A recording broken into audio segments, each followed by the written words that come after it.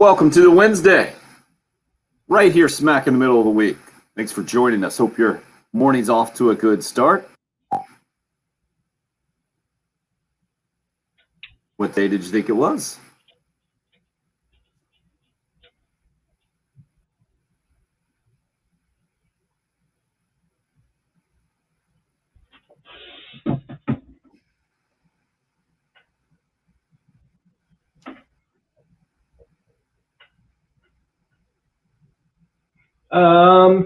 Kind of. It was just a later start on Monday. I don't know. The Monday and Tuesday show were so close together. It was like we got off at 7, and 11 hours later we're back on the air. So I don't know. I guess they're so jumbled up. I kind of feel that. The whirlwind week for Bill and Patrick continues. Last night, Gamecock baseball loses 7-2 at Clemson.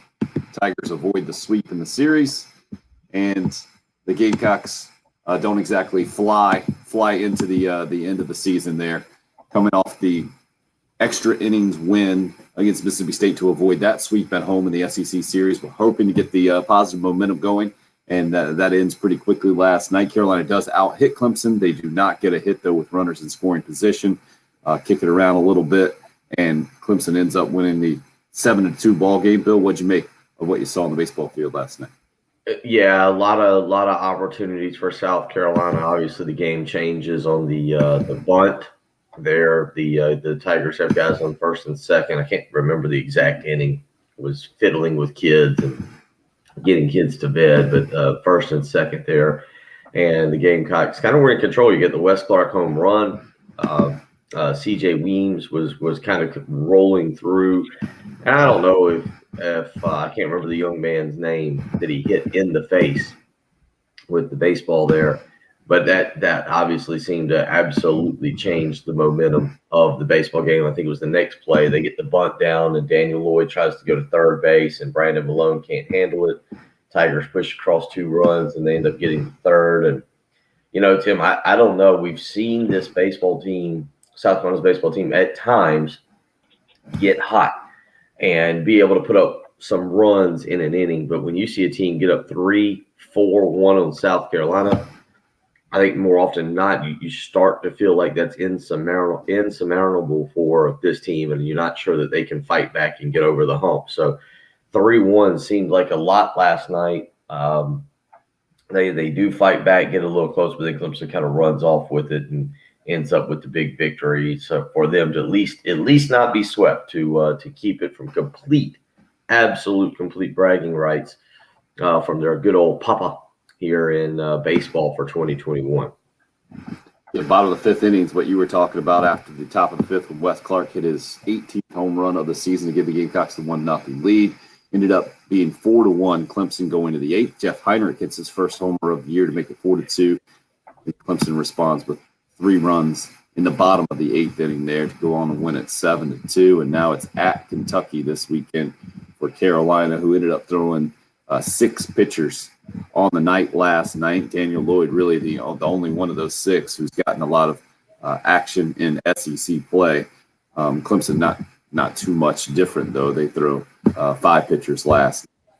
The most was their starter, who went 3 innings. So a midweek game, mentioned going into that thing how it's a bit of a bummer to see a rivalry in the midweek, but it was postponed from the original series, that first Friday night game that was rained out and pushed all the way back here. So they do get in the 3-game series, and Clemson does avoid the sweep. But Carolina has to figure out how to get hits when they need them. Bill, I think if you just look at the box score and you see 8 hits to 6 hits, that's pretty good. You want to always out-hit your opponent. Typically, when you do that, you win the game. You also got to get hits with runners in scoring position. And what you said about getting down a couple of runs and just feeling like it's unsurmountable. Insurmountable. I think that has just been the trend lately of not coming through in the clutch. And it's what this team has been largely throughout the season, not not in every situation. Obviously, the Clemson series is a great example with Andrew Rice to walk-off winners in the first 2 games. But the way that it's been a streaky team, it's either been seemingly they're always going to get that hit in a run, or they're on a run where they just can't seem to get it or that play to really get the game going, or the team that shot of confidence they need. It feels, and guys, just correct me if my feeling is off.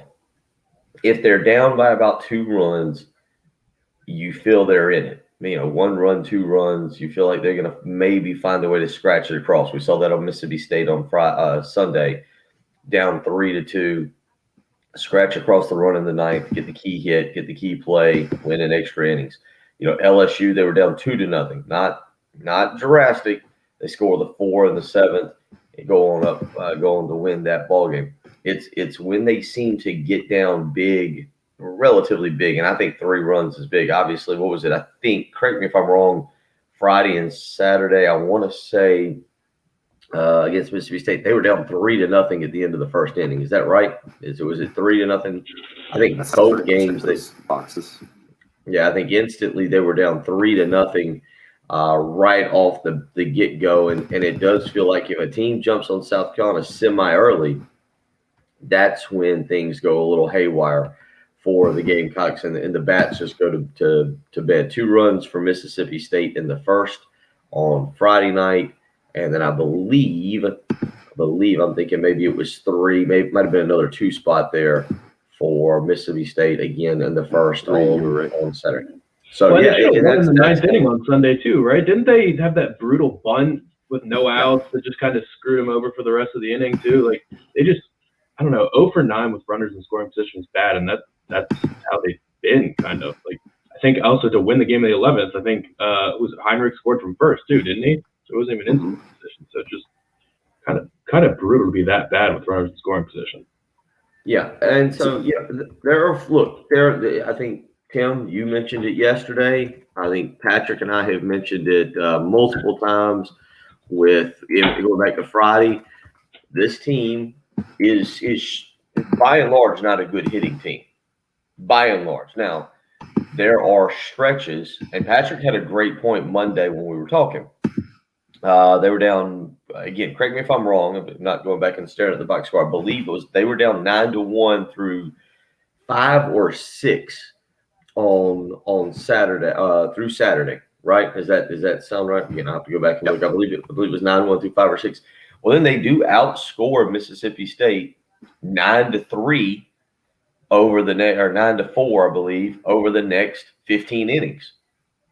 6 runs on the final 4 innings or 5 innings there on Saturday, and then obviously the 3 runs on or 4 runs on Sunday. So they 10-3, something like that. I'd have to go back and look at the exact numbers on that. But Patrick, that was a Patrick stat, not mine. That's why I'm a little off on it. I was being a little facetious, trying to. Yeah, you were being Mr. Positive, but there was nothing wrong with a little positivity on a Monday. People had to go home and deal with whatever. But yeah, you did make a legitimate point there about starting in the 6th inning, so the final 4 on Saturday, and then the 9 innings on Sunday. They do outscore Mississippi State. So it's not that this team is completely dead in the water getting hits and scoring, but it comes in stretches and it's not consistent. Right, and Carolina went into last night, I think, and I'll double check right now, second to last in batting average in the conference, and then second to the top in the ERA. So the pitching has been pretty good. The hitting has not. Last night you got some hits, you just didn't get them at the right time. Clemson avoids the sweep, and they go to 2 games above 500 now on its season. And the game dropped to 28-18 on the year now. Yeah, and this is a text from Rich on the Cool Care Heating and Air text line, and it's one that I see what he's trying to do, or to get the point, but I also think it's not understanding what it is. Rich hits us up on the Cool Care Heating and Air text line, says started 10-0 against weak competition, 18-18 since. Not good. Well, Rich, guys, is it 5 series at the time? Florida was top 10, I believe. Texas, Arkansas, Mississippi State, Florida would have been 4, and Vanderbilt would have been 5 series against top 10 teams, and then toss in Mississippi, who originally was a top 5 team and bounced all the way down to 19 by the time you faced them. I understand what he's saying, 10-10 against weak competition, but holding 500 against teams that are top 10 and mostly top 5, at least what is it, Tim? Arkansas and Mississippi State were top 5. I can't remember where Florida was sitting when South Carolina faced them. I think it was Number top 5. 10. Florida was number 5 at the time. So to that point on this team, when you say 18 and 18 cents, not good. Well, that's, to me, that's you're not understanding the competition. 500 against 5 top 10. He said weak competition, and he didn't say that it was mediocre competition that you're 18-18 against. I think he understands that it's good competition, but I mean, it doesn't change the record. You also haven't won a series in a month.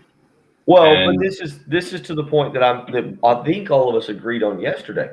This isn't a bad baseball team. I'm not saying it's a great baseball team. I'm not saying it's a College World Series contender. It's why I do think the program is moving a little bit in the right direction when you're able to hold your own against, he's right, 10-0 against weak competition, but it's 18-18 against elite competition. And good, it's 6. Is it really already 6:19, or is my clock off? If we already talked that much, wow, what a segment. So to recap, Bill didn't know it was Wednesday, and now that it's 6:19, we're just zipping along. The show's going to be over in 5 minutes, I guess. Did a time work over there. Well, I understand what Rich is saying, but first of all, it was 11-0 to start, right? So if you want to go one more, you can go there. Been under 500 cents, and Clemson, a couple of wins against Clemson were in there. I wouldn't throw in Clemson, even though they're having a down year, as competition. You got to give Carolina some credit there, but it has been a bit of a struggle. But if anybody thought it was going to be anything other than that, I think during this stretch, to your point, Bill, in the last, 25 games we're talking about more than that, 35 games. We're talking 11-0 to start, and then now 17 and 18 cents, right? Yeah. The last 35 games, it has been tough, especially the back half of this 35-game stretch where Carolina started the SEC at 10-5. But this is what SEC baseball is. I think, kind of to your point, Patrick, it might be a little bit better this year than usual. And you throw in that Texas series that doesn't happen, Bill, typically in non-conference play. But 500 is certainly not an expectation. I feel like maybe it's a bad analogy. You guys correct me if I'm wrong. I feel like this is the equivalent of the South Carolina football season from the standpoint of when you play 10 SEC games, right? And you don't mix in the Troys or the Eastern Illinois or the East Carolina. When you play these SEC series, for good or for bad, you know exactly where you're at as a baseball program, right? You guys know. I mean, you've beaten Georgia, you've beaten Missouri. Those were the bad teams. Those are technically the bad teams in the SEC. You won those series. You beat Florida. I know LSU's struggling this year, but you went on the road and you rallied and you beat them. That's nice. You did get swept against Mississippi State. That's the ugly part of the baseball. Did I say Mississippi State? I'm sorry. Yeah, Ole Miss.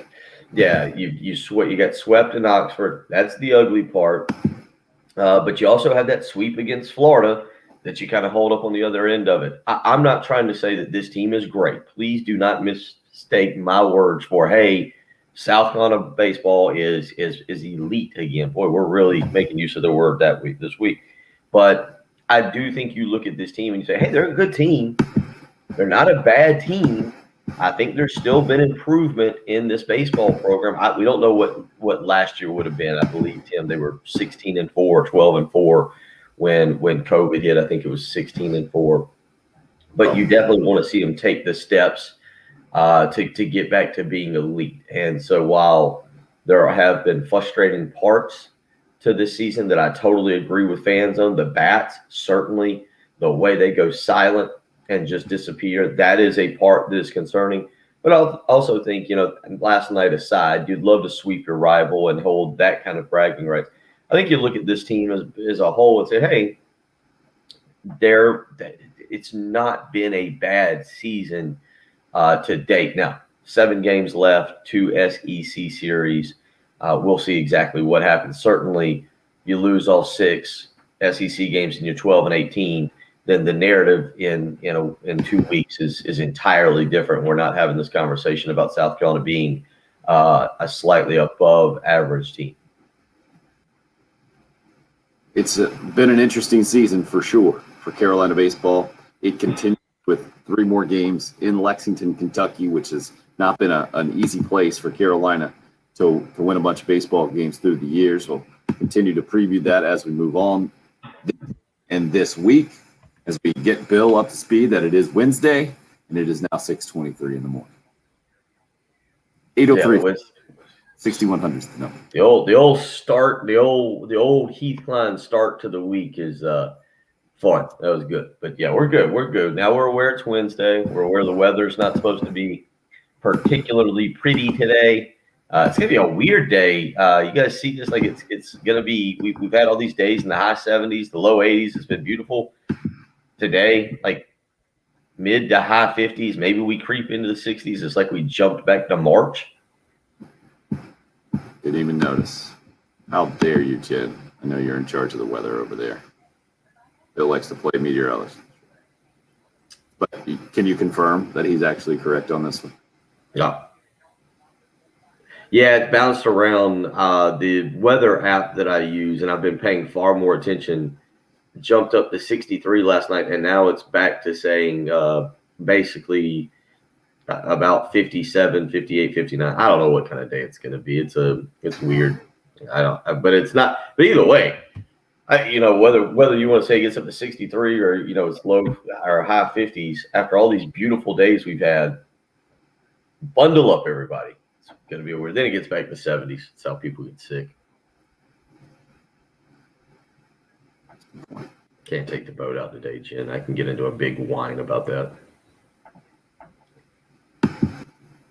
That's why I said I can't take it out. I cannot go out on the boat. So it's going to be a healthy night. Maybe a trip to the gym, a little bit of a workout, sit in the sauna, come home, eat something healthy. Looks like there's some movement on the Gamecock football front from a recruiting standpoint. We'll see what the resident recruiting nerd, Bill Connor's got to say about that as we continue to roll on this morning. 803-404-6100 is the number into the program. Jason just hits us up on the Cool Care Heating and Air text line. Hopefully everyone has gas. We'll discuss that as well a little bit because that is part of life these days. Patrick's got a blank whiteboard right now. If you're watching on the video stream on YouTube, Facebook Live, or on Twitter at 1075 The Game, the station handle, you can see that. So we'll get that filled up. You never know what's going to happen there. Patrick, what have we had recently on that whiteboard? We've had top 5 cakes, I think. Yesterday was top 5 cards. We've had quarterbacks of all time. What am I missing here lately? Well, I mean, it was the reason for the whiteboard in the first place was draft. So, I mean, we had lots of draft stuff, but now that that's over, it's kind of more of a lull. I mean, I guess I don't know. I still feel like we've reached to make use of the whiteboard a couple times, but I mean, the point guard one was good yesterday, and the elite quarterback discussion. Point guard. Can we use it for worst excuses ever given? Because Bob Baffert's still going in. He had to change. Yesterday. Huh? He admitted that they gave him a banned substance yesterday. He said that it shouldn't have been still in the system, basically. Well, and he also complained about what you and I kept repeating the other day about the picograms. 21 picograms does not change a horse's performance. So very interesting. Bob Baffert yesterday coming back out, and I like how he said his team does not definitely know if the ointment is the drug. And if the ointment would not have had any impact on the race, but then he admitted, well, this is what we did give them for, is it dermatitis? Is that exactly how to pronounce it? There are a lot of words in this story that I've never heard in my 43 years of life, including picograms. Never heard it. And now this is a thing. This is what's going on in sports. We'll try to make some sense of it for you this morning. Appreciate you being a part of the show. You're listening to the early game. It's 107.5.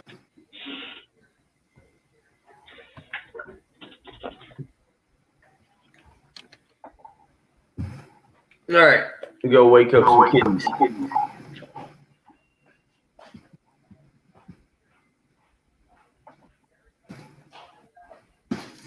I had not heard that, Travis, so try to get to the bottom of it for you.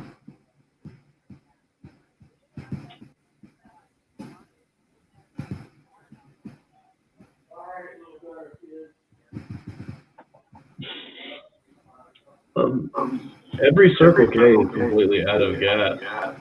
Sorry, I drove past like 3 or 4 of them on the way home this morning. Every gas station I went to was out. Have a sign or something? Yeah, every gas station on my way home. I mean, it's 13 miles, and I passed at least 6 that all said we're completely out of gas. So I don't know. That's probably not going to be great. Sonny says that's going on down in the Myrtle Beach area and then some. I actually don't know what's going to happen if I run out of gas.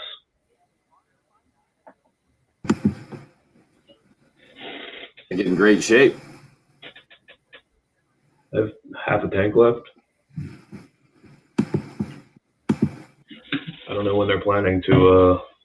I wasn't totally worried about it, but I mean, everyone did the exact opposite of what you're supposed to do at this time. It's just filling up drums of gas.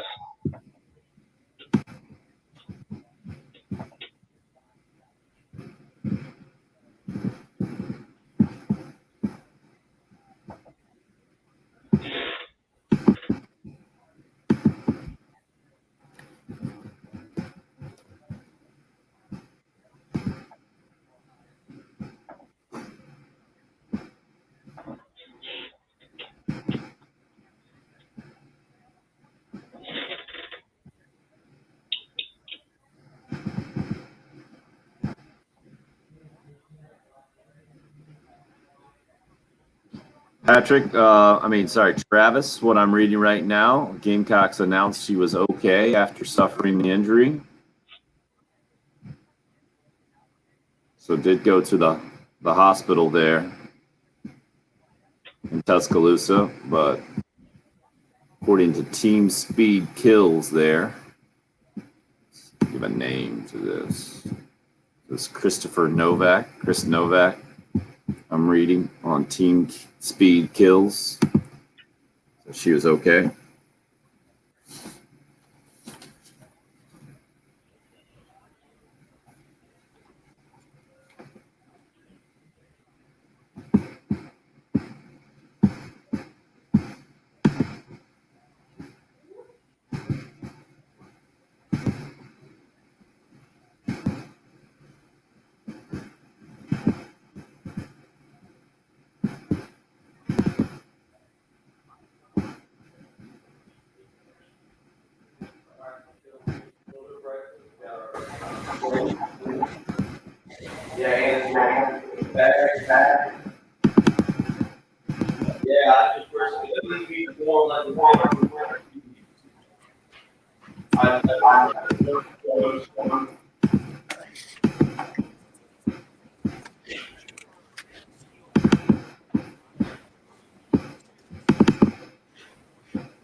More than 20% of gas stations in Atlanta are out of gas. Where are you reading that? CNBC. Crazy. I mean, 100% of the gas stations that I drove by last night were out of gas. Nobody really has a timeline for this either. Something I read last night said that, by this weekend they hope to have it better.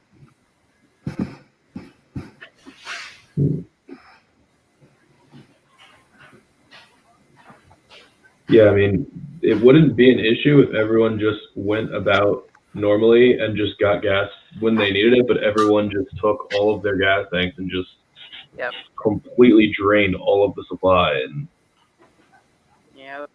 if we didn't even know that this cyber attack happened, then there would actually be no issues because I people kind of are agree with you. doing their I mean, normal gas. There could be some because, some stations are, about every 3 days they have a tanker coming in and stuff like that. So Yeah. if you're at half capacity, then yeah, that may happen. But you're right. People are just freaking out. And then as I think about my son who went to Gulf Shores with some friends, they left How much time do we have real quick? about 2 minutes. All right, I really got to go check on this boat. I got like one of the worst boat slips out here, but I'll do it in the next segment. Next break. Because she's a bouncing. Real world problems. Yeah. Yeah, it's called not having insurance on your boat just yet and not wanting to sink.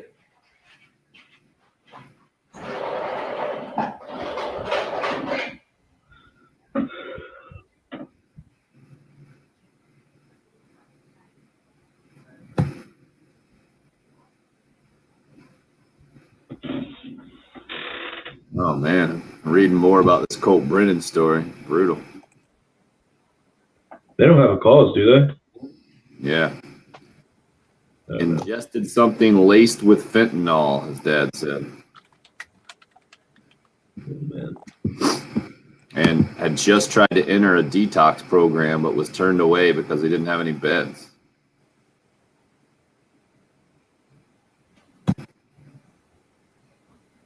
Wow.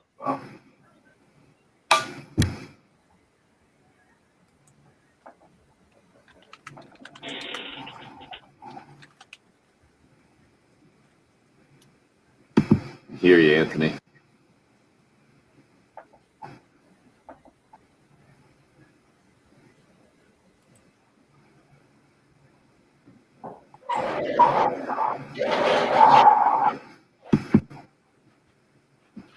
Oh.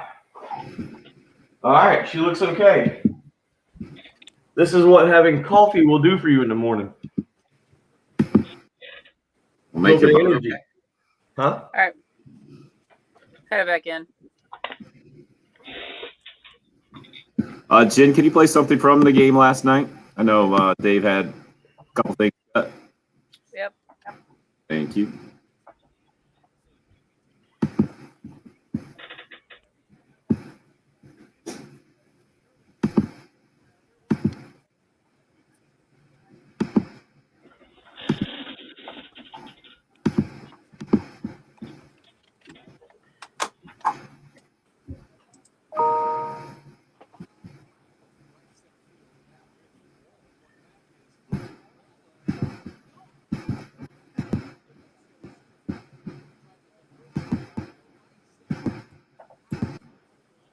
Wes Clark. Tommy Moody on the call last night. The Gamecock IMG Learfield College broadcast right here on 107.5. The game gave Carolina a 1-0 lead there in the top of the fifth. Unfortunately for the Gamecocks, Clemson responding and taking advantage of an error at third base. And we were talking about the 7-2 final score there and just trying to put what is happening now for Gamecock baseball in the proper perspective. Because, Bill, I think what I heard you saying was good team, not a great team. And after an 11-0 start, now sitting at 28-18, Rich hit us up and was like, well, you do the math and you started 10-0 and now you're 18-18 cents. Not very good. And Bill, your point was, well, you've been playing against some of the best teams in the country. Texas, Arkansas, Florida, Ole Miss, Mississippi State, throw all of those teams in there, Vanderbilt. But Patrick, I think where Gamecock fans are right now is where you're at. Haven't won a series in a while and not trending in the right direction down the stretch is a frustrating thing to watch, especially, I think, guys, after stacking up men's seasons on men's seasons, if you will. Football season at 2-8, men's basketball struggling this year as well. I think that just naturally has Gamecock fans in a poorer mood going into baseball season than they would be otherwise. Is that your feel there, Patrick?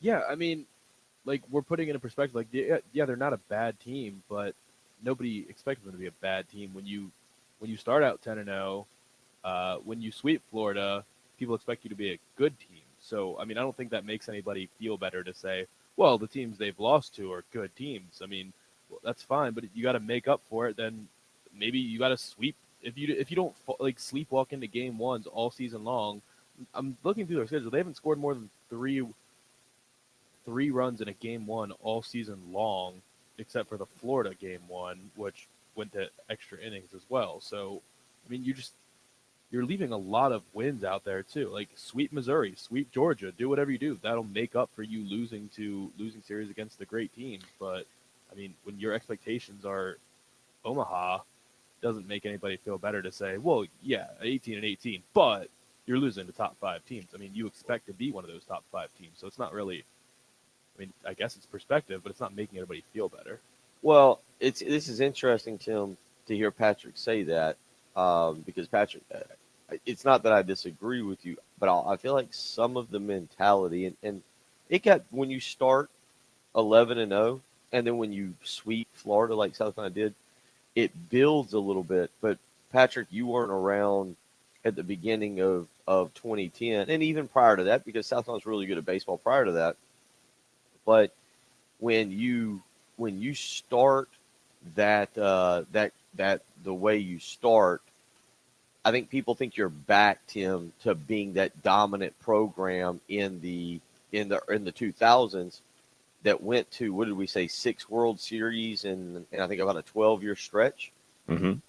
Right. And Patrick, I totally agree with what you're saying. I also think that there's a certain level of being 20 and of starting the way they did. People going, ooh, South Carolina baseball is back to being that team. And we saw them climb up to as high as number 8, I think is as high as they got, maybe 9. I think they ventured into the top 10 for a week before the Arkansas series, I believe, or they were right there on the cusp of it. Might have been at 10. But I only say that just because I think it changed the mindset of where this team was at. And people, as Patrick just said, oh, this team, is ready. And we even talked about it. I think RPI was at number 8. And we said, well, they're right there. They've got the opportunities. Arkansas, Mississippi State, even Mississippi, look down the line at Tennessee. They've got the opportunities to win some series. And who knows, maybe work their way into a super regional host, which is what for, I don't know, Tim, what would you say, the better part of 13 or 14 years was the constant conversation. Well, now you've seen them lose to the elite teams, the truly elite teams, the Arkansas, the Mississippi States. Now, in those series, not that this is not trying to make excuses, they were 1-2. The Mississippi series was ugly, getting swept. So I understand 2-7 in your last 9 SEC series. That's not acceptable for an elite team. We'll see if they're able to bounce back this weekend in Lexington, Kentucky. Obviously, they need to win the series. I think they need to sweep from a momentum standpoint. Guys, I don't put it past them missing the NCAA tournament if all of a sudden they end up like going 1-5 down the stretch. And I think that's the scary thing. I could see this team being 4-2. I could see this team getting to 4-2 over the next 6 SEC games, throw in Appalachian State, a 5-2 finish. Probably we're having an entirely different discussion the Monday after the Tennessee series ends, right? You guys agree with that? Going to the SEC tournament, they'd be 5 if they just list hypothetically. I think also the conversation, if they're 1-5 in those 6 games, 2-5 overall, I think it's okay. Do you have to win a game or 2 in the SEC tournament to solidify your place in the NCAA tournament? They're kind of right there on the cusp here, which is not where we thought they would be. Well, from an RPI standpoint, which is typically what the NCAA tournament committee, and it goes off of the most important number, Carolina dropping 3 spots after the loss last night to number 15. I've got this according to WarrenNolan.com that does the RPI lives. Interesting that the first 3 teams in the country, Arkansas, Mississippi State, and Texas, all programs that the Gamecocks lost 2 out of 3 to, as well as Vanderbilt sitting at number 6, but Tennessee's right there at 8. Ole Miss, by the way, is up at 11, and the RPI, Florida at 21, just for some points of reference. And you got to go way down to find Kentucky right now, which is what I will continue to do. Kentucky's way down at 52, just so you can have a point of reference there. And LSU sits at number 20, by the way, even with a 9-15 conference record, and everybody down in Baton Rouge unhappy with the job Paul Mainieri and company have been doing, even though they're 21-3 is what I'm reading at the non-conference record, a ridiculous 21-3, but with that 9-15 conference record, sitting at 30-18 overall, and very much what you're talking about, Bill. I mean, I think they might even feel like they're on the outside looking in from an NCAA tournament perspective. Just the margin of error, man, so razor thin in SEC baseball, especially this season. Usually is, and especially this year, no doubt about it. What do you guys think of what Chavo's saying here on the YouTube live stream? If you lose to all the good teams, you're not a good team. I understand what he's saying, and if that Florida sweep wasn't sitting right there in that 10-5 start in SEC play, then I think you have more of a case for calling Gamecock baseball this year not a good team. I think they are right there as a good team. Certainly haven't taken that next step, I think, is the issue with this team. And you saw another example of that last night, leaving 13 runners on base and going 0-4 with runners in scoring position. That's how I see it, Bill. Yeah, I mean, baseball's kind of a weird sport because what he's saying is it's in relation to winning series. Like, we've seen them beat Arkansas, we've seen them beat Mississippi State, you've seen them beat Vanderbilt, but they haven't won the series. And I know that big picture, absolute big picture, we would be talking about them being a top 10 team if they win 2 of those 3 series probably, and everything's entirely different, right? So I don't know. In baseball, if you play a 3-game set and you win 1 of 2, I feel like I'm making excuses, and I apologize if I am. I'm just trying to say that, no, I think they're a good team. Clemson Allen hits us up on the text line and says nobody's going to Omaha. And it's not that I disagree with him. I think he's probably right. Like, right now, this is not an Omaha team. I think it's a regional team. I don't even know if I would go as far as to say it's a super regional team. I think, that depends upon matchups and what they are. The bats right now have got to improve, but with 7 games left in a season, regular season, none of us expect that to happen, right? You don't expect all of us, this coming weekend and against Tennessee, that all of a sudden South Carolina starts cranking it out of the park and is averaging 5 to 6 runs a game. That would be just a wild turnaround of sorts and not what we expect from this team. You guys agree with that? This is going to be a team that's going to scratch out 3, maybe 4 runs. They're going to need to cut down on an error or 2 here or there. I was Need a break. to the announcers last night. They were talking about the play at third base where Daniel Lloyd tries to go to Brandon Malone. It was a tough play, but Malone could have done a little bit more to get across the bag and get the glove down. Kind of, as I think it was Roy Philpott pointed out, kind of an unathletic play from him, just trying to almost stand straight up and stop it. So there are flaws that I think are just that's what this year's team is. But at the same time, they make some good plays, and I think it gives them certain chances. Again, look at Mississippi State, look at Arkansas. It gives them some chances to win ball games. I just don't know if they can consistently put together 9 innings of not making a mistake in the field, not making a mistake pitching, and then obviously putting the hitting together to win as much as they need to make a significant run in the NCAA tournament.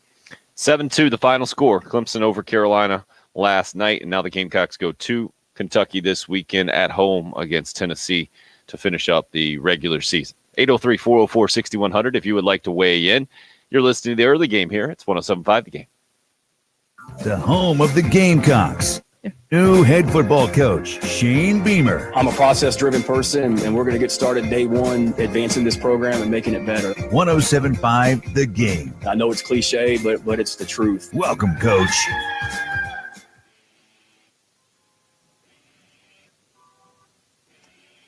From the Shepherd's Glass Traffic Center, Shepherd's Glass, a true reflection of quality. ShepherdsGlass.com.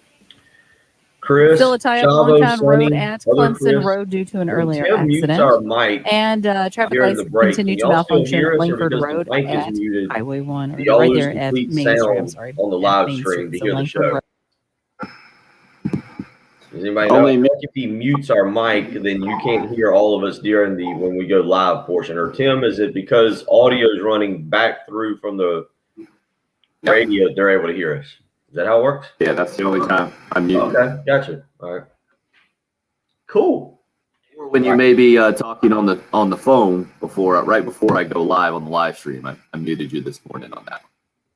Yeah, I had we upgraded our system at the office, and I got 2 employees going in. I got to make sure that they don't A, bring down the system again, because that would be really bad, and B, they know what they're doing. If I didn't have the kids, this would have been a morning I might have gotten up at 5:30 and run down there just to be in the office to make sure that people aren't breaking what we accomplished the last 2 days. How we coming? Yeah, it's chilly if you got a pullover or something. There's a little jacket probably. I thought you got a little jacket. Yeah, yes. Well, mute Bill's mic again, just as he's got the stuff going. So, Patrick, what you got going over there? Think you're in your post-draft lull right now. I was crunching numbers, What kind of numbers you crunching? just tallying up runs for and against.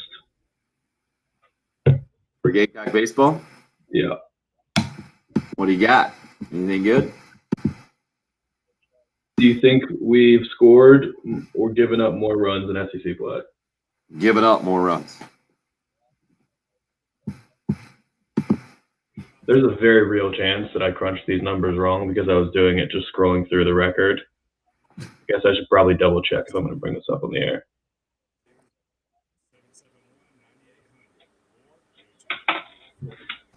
What's the rough draft version? 116 to 98. Against, right? Or Carolina has scored more. I believe so. And I think the reason is because those games 2 and 3 against Missouri, Yeah, you're right. That helped big time, huh? Mm-hmm. and then a 9-0 against LSU offset the 9-0 against Mississippi State. Yeah, you're right. A 13 spot against Georgia, helping. Yeah. That's crazy. 9 runs in that first game against Florida. I forgot about that. The game 1 numbers are not good. No. Yeah, they're low both ways, right? I mean, that Mississippi game is the only game they haven't been in, I think. I did game 1s against the SEC and Texas, and it's 52 to 20. Wow. That's good stuff. So why don't you break that down? The game 1s and then the rest of the games too. You can do that math, and it's dominant after that, pretty much, huh? Yeah. I'd say a great number to use to define this team. It makes no sense. They get pounded combined in game 1, and then they pound everybody else pretty much in games 2 and 3 combined. 116.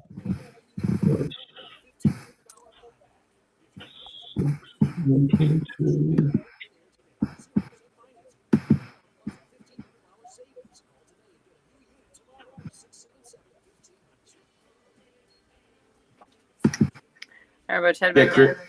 Chris, I would say that's pretty much what it always is in the SEC, though.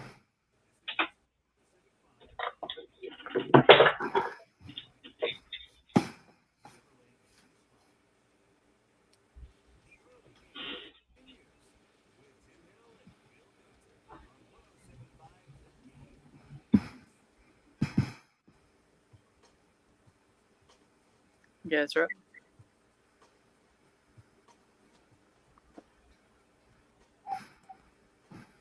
Today is your last chance. 10 times today. It starts at 8 a.m., goes to 5 p.m. We'll give you a chance to win $100. We'll announce the secret keyword at the top of the hour. All you got to do is text it to 95819. That's 95819. Text in the secret keyword, and you got a chance to qualify to win $100. Every winner entered into the drawing for the grand prize jackpot of $25,000. That's why we call it 25K Workday Payday here on 107.5 The Game. Again, today is the last day. 8 a.m., your first chance, first and 10, going up to 5 p.m. today. This year, you got to be an elite team to have a good conference record, Chris says on the Facebook live stream. And Bill, Patrick, I think that's just what SEC baseball is every year. I think this year might be a little bit more like that, but let's not pretend like Vanderbilt and Florida haven't been the standard in college baseball for the last several years. Then you got Mississippi State and Ole Miss up in the mix there this year as well. I think maybe Tennessee is the one addition to SEC baseball that we're seeing this year that we're not used to seeing. Arkansas has been there for years and years and years. What do you think about the statement there? It feels what do you, Tim? Would you go back 5 or 6 years? I know it's been more than that, but it feels like there's been a definite rise in the talent from going from the best conference to just it's not even close. It's not even close in terms of the dominance of SEC baseball when you generally look at the top 5 and the top 10, and that makes your job tougher, right? That makes Mark Kingston's job tougher, and you've got to get better. And you've got to get better. What he says this year, you have to be an elite team to have a good conference record. Look, again, if you can get through the regular season with a winning record, and they're there. Look, they're 12-12, and this is why I completely disagree. And I know kind of being a smarty with Ronnie on the text line, like it's not black and white. You're good or you're mediocre. I don't know. Maybe mediocre is a good baseball team. They're not awful. They're not. This is not a dumpster fire of a program. Let's make changes. They've held their own. They've beaten their rival. Clemson doesn't have bragging rights this year. Take some pride in that. You're Clemson's daddy in baseball this year. Yeah, you lost last night. It's fine. You won 2-1. You've beaten the bad teams. You've got a nice sweep over Florida to hang your hat on. You got some losses there that you like back. It's a good baseball team. It's nothing more, nothing less. But he's right. Those other teams are elite, and South Carolina's not. Mediocre is the new good. Trending in their own direction adds to the emotion. Last night's 7-2 loss adds to that. Whenever that happens, I like to go to facts. That's what Patrick's been doing here the last few minutes, crunching some numbers. You're going to have those things ready by the time we start hour number 2 here. I got in a few them. minutes, I got Patrick? them. Yeah. Yep. They're ready. Oh, we just got to get your mic ready as well. How about this time? Yeah, they're ready. They're ready to go. Good. I got to go battle the gas situation and get the kids to school. Good luck, sir. Thanks.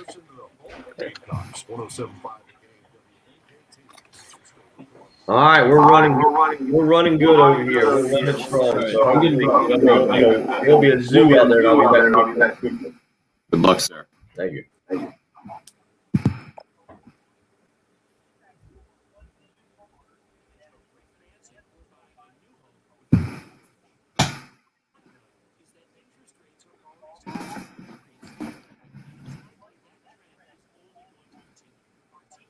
I guess when you pot up, because usually I pot the 3 of you up, like all at once.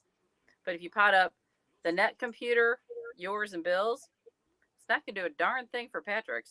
Just saying.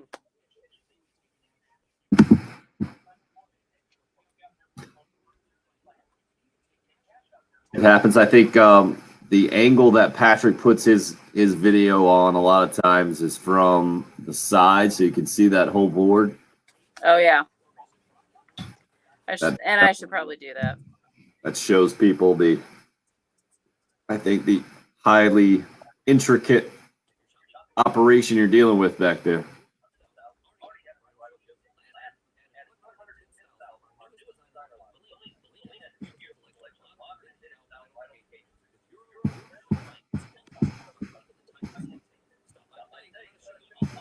Colt Brennan reminds me of a list that we should do. Maybe we get Patrick's whiteboard going with this list of really good college quarterbacks never really playing in the NFL.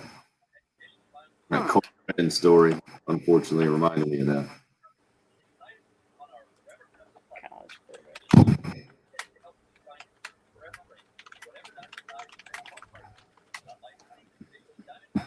All the Clemson fans feeling good this morning. Hello, Jim.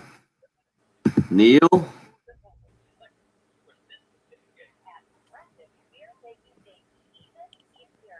I'll take the rivalry trash talk over the university president conversation that has been there from Clemson fans in the last couple of mornings. Somebody texted this morning. They said, "Y'all talking about Bob Caslin?" No. That's a very interesting conversation. The way that people are talking about it on social media, it's interesting just to see the extreme opinions. Seriously. Dawn Staley tweeted her support yesterday, I think. Yeah, she did. And then that got a bunch of people's attention because she mentioned burying a sibling. So Right. they were concerned that was her sister. Not that it wasn't terrible to be a brother, but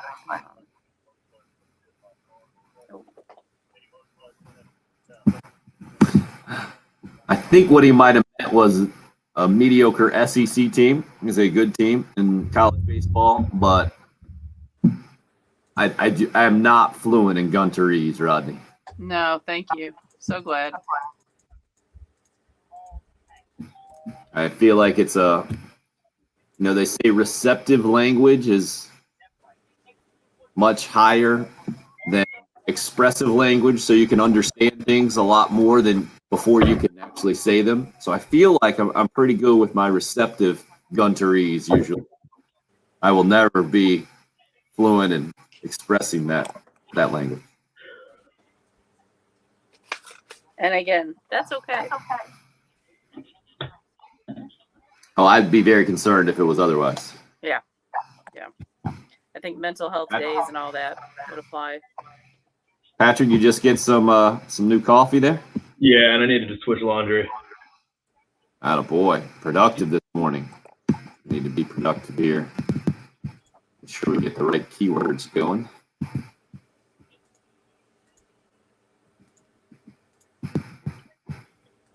Got to tell you guys, I'm not going to be happy. I'm not going to be sad for the 25K workday payday. And today, you might have heard it in my voice when I was telling you today's the last day.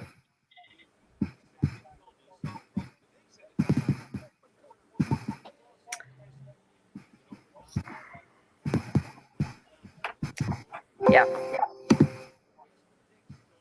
Don't get me wrong. I hope all you guys win $25,000, $25,000. Going all to you.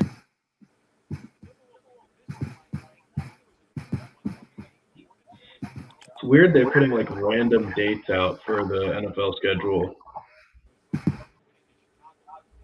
What do you mean random dates out? Like they're releasing it today in full, but they've leaked some specific games. Is that what you're saying? Yeah, because I'm reading this Pro Football Talk article. It says Aaron Rodgers will be in the Fox Sunday afternoon slate, the America's Game of the Week, depending on what team he's in, because the Broncos and Packers are both playing on that slot. So they might just be ready to flex it to whichever team Aaron Rodgers is playing for that week.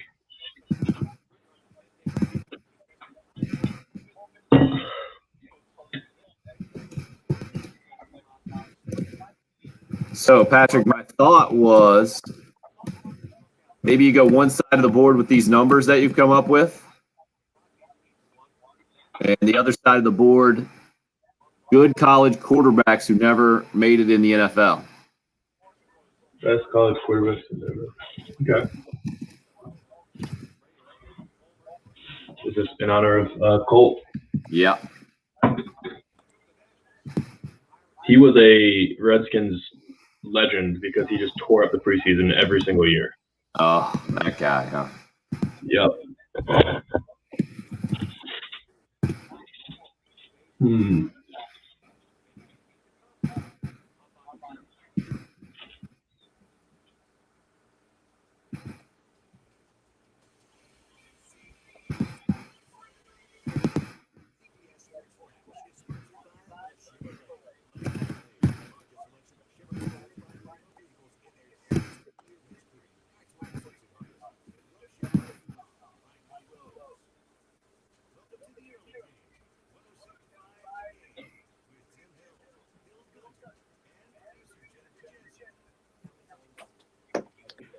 Fair in the open.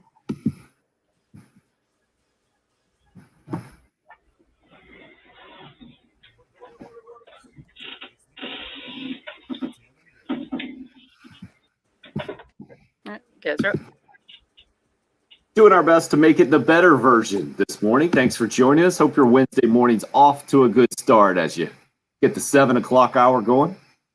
Unfortunately for Gamecock fans, it's with the news that last night did not go so well up in Clemson. The Tigers avoiding a 3-game sweep to Carolina with a 7-2 win. It was a 1-0 lead in the top of the 5th after the 18th home run of the season for Wes Clark. That went away pretty quickly. He had Daniel Lloyd on and hit a Clemson batter in the face. After that, it didn't go well. An error at third base off of a bunt where trying to get the force out didn't work. And from there, Clemson would take a 4-1 lead. Jeff Heinrich hits his first home run of the year a little bit later in the ball game in the top of the 8th to cut it to 4-2. But then Clemson responds with 3 runs in the bottom of the 8th inning to give themselves plenty of breathing room, and the Tigers go on to win it by that final score of 7-2. Gamecock strikes 28-18 on the season. Clemson improving 2 games above 500 on the year at 23-21. Both teams 500 in conference play. The Gamecocks 12-12, taking that 12-12 record to Lexington, Kentucky this weekend, where it's their last SEC road series before the last series of the season is at home against Tennessee, a team that has a number 8 RPI in the country. The Gamecocks went into last night number 12 and dropped 3 spots according to what I'm seeing on WarrenNolan.com. Live RPI. So Carolina sits at number 50 now with an RPI. Kentucky is at 52. The top 3 teams in the country the Gamecocks have played and lost 2 out of 3 to Arkansas, Mississippi State. Say lost 2 out of 3 to those and got swept at Texas, who sits at 3 overall. So that's where we are from a baseball perspective, and also trying to put it in perspective. I get it. Gamecock fans that watched that thing last night, not pleased at all, and certainly not happy with the trend that Gamecock baseball has gone on. Before winning that walk-off game against Mississippi State to avoid the sweep at home on Sunday, it was 6 straight SEC losses. It was a 10-5 start that it's a good thing they had. Otherwise, the SEC record would be looking a lot worse than that 12-12 right now. So I guess it depends on, I think, how you want to look at it, Patrick, and how you're viewing this team right now. You're saying they're not a good team. I think that's going too far, because I don't think you can be 500 in the SEC this year at this point and not be a good team. But with that being said, if you don't finish strong, if you don't win at least one of these last 2 series, you're not going to finish above 500 in conference play, and it does put you in limbo. I think Carolina would still be an NCAA tournament team, but there's the possibility if you don't play well at all down the stretch, I think that you could presumably play your way out of the NCAA tournament, worst case scenario. Now, on the other side of that thing, you win your last 6 conference games, you go on a tear here, and then you're looking at putting yourself in position back to possibly host an NCAA regional. That's where this team is, and that's why the margin of error is so thin this year. Would you agree? I think so. I mean, I don't know what the bracketology for college baseball at this time of year looks like, but when you say that you could still either host a regional or you could still miss the NCAA tournament altogether, does that basically mean if you sweep the last 2 series, then you have a good chance then you'll probably host, and you go over, then you're not going to make the tournament? Is that pretty much what you're saying? Yeah, I was doing the numbers last night, trying to put the game in perspective to basically say that Carolina, first of all, out-hit Clemson 8-6 last night, but they were 0-4 with runners in scoring position, left 13 on base, reason they lost the game. Now, trying to zoom out and say, all right, what does that loss mean for the season, dropping 28-18? Well, I think the win for Clemson is bigger than counts more positively for them than it counts against the Gamecocks, right? You did it on the road. It's a decent ACC team. You're 28-18, certainly much different than 23-21, what Clemson is overall. So in the big picture there, doesn't hurt you. But then I was going to say, if Carolina wins the last 2 series, they have a chance to host. But I think it would take more than that. I think doing the numbers sitting at 12-12, you finish 18-12 with a 6-game win streak down the stretch, including 3 over a Tennessee team that has a number 8 RPI in the country, man, that really helps you. But you go the other way and you lose those 6 games, like you mentioned, and you go 12-18 in conference play, and then you can pick apart a resume pretty quickly. And I get it. You played really good competition. The RPI number is still going to be certainly in the top, 25, I would imagine, even if you go 0-6 down the stretch. Probably top 30 for sure would be the worst you'd end up. But you would be playing yourself towards that bubble real quick, as opposed to solidifying what this team has been most of the year. And your numbers, I think, that you're about to get us can get us back to that point, which is why I like to go to numbers and at least facts at this point of the year, or anytime an extreme one way or the other happens, right? Whether it's a winning streak, a losing streak, whether a team is trending positively or negatively, I think it's good to take the numbers for the overall season to try to put it in context. Like, for instance, Patrick, can you repeat now what you asked me a little bit earlier, a few minutes ago, what your one question was, and let's let everybody play along as we go through it. Yeah, I was wondering, do you think that South Carolina has scored more or given up more runs in SEC play this year? Like, they're 500 in SEC play, so I started adding up the numbers because I wanted to know, have you beaten the teams that you're supposed to beat worse than you've gotten beaten by the teams that you're not supposed to beat? Because I know Mississippi State was bad with the 9-0, but I remember, you played relatively close games. You weren't just getting throttled by Arkansas, and none of the games against Ole Miss were particularly terrible. So, yeah, I went through and I added up all the numbers. So what was your answer out there? Not you, Patrick, but you. Listen, I'm guessing you might be like me. If you're a bit of a prisoner of the moment and you watched last night's game and you remember the 10-5 start, but now it's 12-12. So that's 2-7 in the last 9 games, including a 6-game losing streak. I said, oh, man, I bet they've given up more runs than they've actually scored in that 12-12 SEC slate. And what is the answer, sir? The answer is South Carolina's outscored SEC opponents 116-98. So, 18-run differential. I'm doing the math right.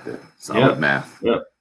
Now, when you go even further, it's even more interesting / revealing or confusing. I guess it depends how you want to look at it, right? So we all understand Carolina in game number 1 in the SEC this year has just been a wildly different team than in games 2 and 3. So the record in game 1 in their 8 SEC series going into this weekend is 1-7 by my math. They've only beaten Florida, which is a really good team, by the way, and it's kind of surprising if you had to pick one before the season. I don't think you would pick the preseason number 1 team as the one team that you would beat in SEC play in game number 1. So give us the numbers for that one. Runs for and against Carolina baseball in game 1s this year in the series openers in the SEC. Yeah. So it's 48-19, the opposition. It's been really, really bad. I'm just going through. You look at I mostly just focus on the series that you won. Like, you beat Georgia on Saturday and Sunday, 13-7 and 5-1, but you can only score 3 runs in game 1, and you lose a close one, 3-5. Missouri is really where the run differential was huge, because you beat them in game 2, 11-1, then 13-4 on Sunday, but you can only score 2 runs on game 1, and you lose 2-7. LSU, you crush 9-0 in the second end of the doubleheader in only 7 innings, beat them 4-2 in the first game, but you can only score 1 run on Friday night or Thursday night. So Thursday night series. So just brutal. Ole Miss 1 run. You muster 1 run. You get blanked by Mississippi State. Like, just really, really bad performances in game 1. It's inexplicable. Offensively, you're talking about. Yeah. And it's not inexplicable. It's a really easy explanation. Those game 1 starters that you faced are really good. And this team, against really good pitching, hasn't been able to figure it out outside of that Florida game. Aren't they all really good? Like, haven't we? Arkansas didn't even throw their Friday night starter on that game 1, did they? No, they are kind of an odd deal that they don't necessarily have a number 1 dominant guy like most of these other programs going in that have really high draft picks. So I don't think it's an anomaly that offensive numbers are down in game number one. What has been surprising is that consistently other teams have figured out South Carolina's pitching in game number one, and South Carolina hasn't figured out any other team's pitching. In a season where the Gamecocks are outscoring their SEC opponents pretty significantly, they're getting dominated in that game number one. What, down minus 29? Is that what it is? Minus 29 runs? Yeah. So plus, you say plus 18 on the season. Yeah. And run differential in the SEC, and minus 29 in game one. So let me do the math by that. You're minus 29 and you do plus 18. You got to carry the one and you get to 47. Is that correct? Carolina has been outscoring their opponents by 47 runs combined in games 2 and 3. Yeah. And I initially I included Texas in my initial list, but then I reworked it to just be SEC because I didn't know how to factor Clemson in because technically that was game one yesterday, and I didn't know you could have made the numbers work in either direction to make them look worse or better. So I just eliminated Clemson from the math. Neil says using the same Clemson has outscored USC 16-13. So should that make me feel better, even though we lost 2 out of 3? No, that's not what we're here to do, to make you feel one way or another. Just trying to put numbers add a color in some more numbers to explain what this season has been, and just to, I think what it shows, and Chavo says, so our entire run differential was during the Missouri series. It certainly helped offensively, but losing that first game 7-2, it might have helped skew the game ones and then games 2 and 3, but you also beat an LSU team that has a top 20 RPI now, 9-0. That certainly helped, and it offset the 9-0 loss that just happened against Mississippi State. But then that just means that you've beaten the bad teams or the mediocre teams, lost to the elite teams. So I guess the run differential just shows you're closer to the top of the pack. You're closer to the Mississippi States and the Arkansas than you are the Missouris and the Georgias this year. So I mean, that's the only reason. It almost does it even make you feel better though, hearing this, like seeing how bad game one is, because I mean, you just score 5 runs in a couple game ones, and if you take like 4 of you said 1 and 7, so if you just go 4 and 4 in game ones, I mean the whole season looks different right now. No doubt about it, and the feel around the program, I think, is different because when you can't beat the elite pitching, to use that word that Bill's been using a lot this week, when you consistently can't do that, then we're not a College World Series team. And that's the standard for the program. Dan in Somerton just hits us up. Cool kid. Air text line 803-404-6100. Don't deserve to host. Offense is terrible. RPI is only positive. Too many other teams have earned a host spot. And I agree with you right now. Don't deserve to host at this point. I disagree that the offense is terrible. Inconsistent, certainly not great, but I don't think you can say terrible. When you say the RPI is the only positive, well, I think that's the best way that teams are measured right now, all things considered. But certainly you are entitled to your own opinion about this team. Day hits us up, says, I think on the Friday pitch, none of Carolina's starters are elite, at least right now. Farr, Jordan, and Sanders, all good or really good starters, but none of them the kind of pitchers who can just shut down a lineup for 7 to 8 innings against really good or elite SEC offenses. It's not surprising that on Friday, our starter has given up 3 to 4 runs each game. With how bad our offense is in game one, you then hesitate to put your best bullpen guys late in the game, which leads to more runs for the other team. It's a good explanation Day has. And I think as opposed to, there are plenty of texts I've read, social media reaction, criticizing the Carolina coaching staff. I think you got to give them a bunch of credit for that, Patrick, for being able to manage a series and get a lot more wins, especially in the first half of the year, with what they have, and understand too that you're managing for the entire series and not just for one game there. It's a tricky thing though. And it's a tricky point in the season for Gamecock baseball right now, with those 6 conference games left, sitting at 500, and trending in the wrong direction. We'll see if they can turn it around this weekend. It won't be easy against a Kentucky team that's kind of scratching and clawing and trying to get its way to the NCAA tournament. Needs every win it can get and playing at home. We'll see. 803-404-6100. I mentioned before, the number into the program you can call or text. Terrible news in the college football world. Ex-Hawaii quarterback Colt Brennan died. His father says he ingested something that was laced with fentanyl. Reading more about this story, I guess he had tried to check himself into a detox program, but was turned away because there are no beds available at this hospital where the program was. And just absolutely tragic. Colt Brennan was record-setting quarterback at Hawaii back in the mid-2000s, 05 to 07. Joe Burrow just recently broke Colt Brennan's record for touchdown passes in a season.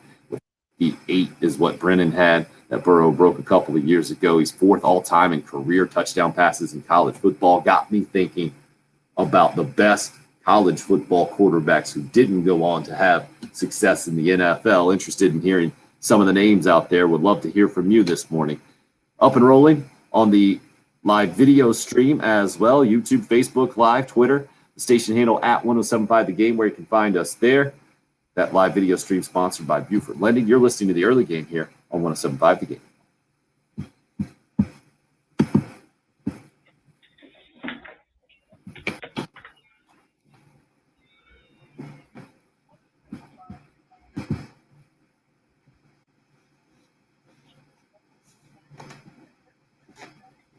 Thanks for breaking those numbers down.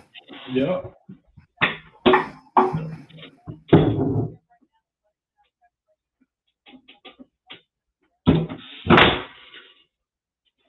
Have you seen? Did you hear about this kid for the Mets, Patrick Mazeika?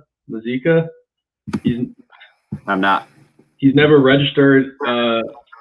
He's never registered a hit yet in the MLB, but he's got 2 walk-off RBIs on the season now. Both fielder's choices. He's got 2. Yeah. Wait a second. How do you get a walk-off RBI with the fielder's choice? They tried to turn a double play both times and he beat it out? I don't know. I see Patrick. I'm looking at his stats and it says hits 0, but both times it says he hits a walk-off fielder's choice again. Wow. It looks like, let me see. It would never be the fielder's choice to not get the guy at the plate. Maybe there was a play at the plate and he was safe.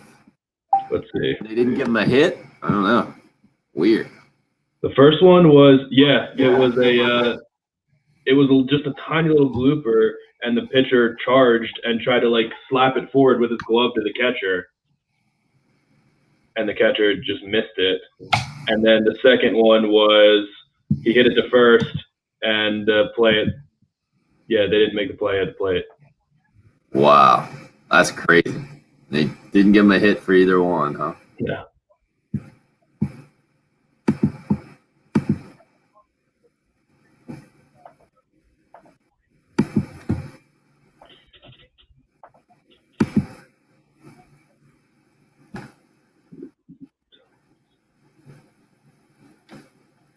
Ohtani was ridiculous yesterday.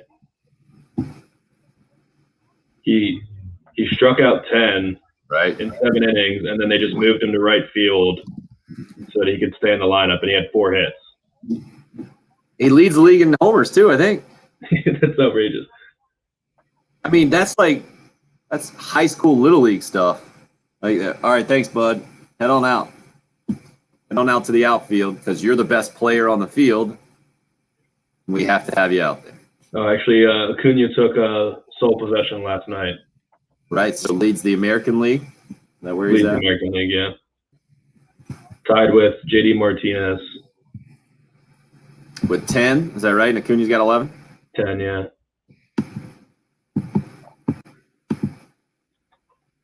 Crazy. We got. We're gonna do Grill Bill today at 8:45. Just FYI. Cool. Looks like there's actually a bit of a group of guys with 10. I did see that, Mark. That is nuts. I think it's 9 in a row, though, right?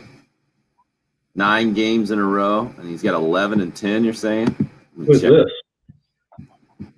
Dude for Nevada, I think, hit a home run in his 9th straight game yesterday. Definitely worth talking about. Let me check it out. Yep, Bassetti, 9 straight games. Tyler Bassetti. I chose Start Cash Card. Wow. Yep, 11th homer in 10 games. So wait a second. That doesn't make any sense. Homered in 9 straight games. Why would you give a stat for homers in 10 games? What do you have a day off and then hit for the next night? No, it doesn't make any sense though. Broke the record for. It would make sense to have home runs in 11 games, right? But not for 10. You've hit a home 9 straight. 5'10", 170. How big that kid is. What was his name? Tyler Bassetti, Bossetti. I was gonna say, is he jacked? But he's 170. He's definitely not. I mean, he might be muscular, but he's just a little shrimp. Oh boy. This sounds like a Brady Anderson story. Had 5 homers total in his first 3 years. Head back in. Dude. This segment will be a little shorter.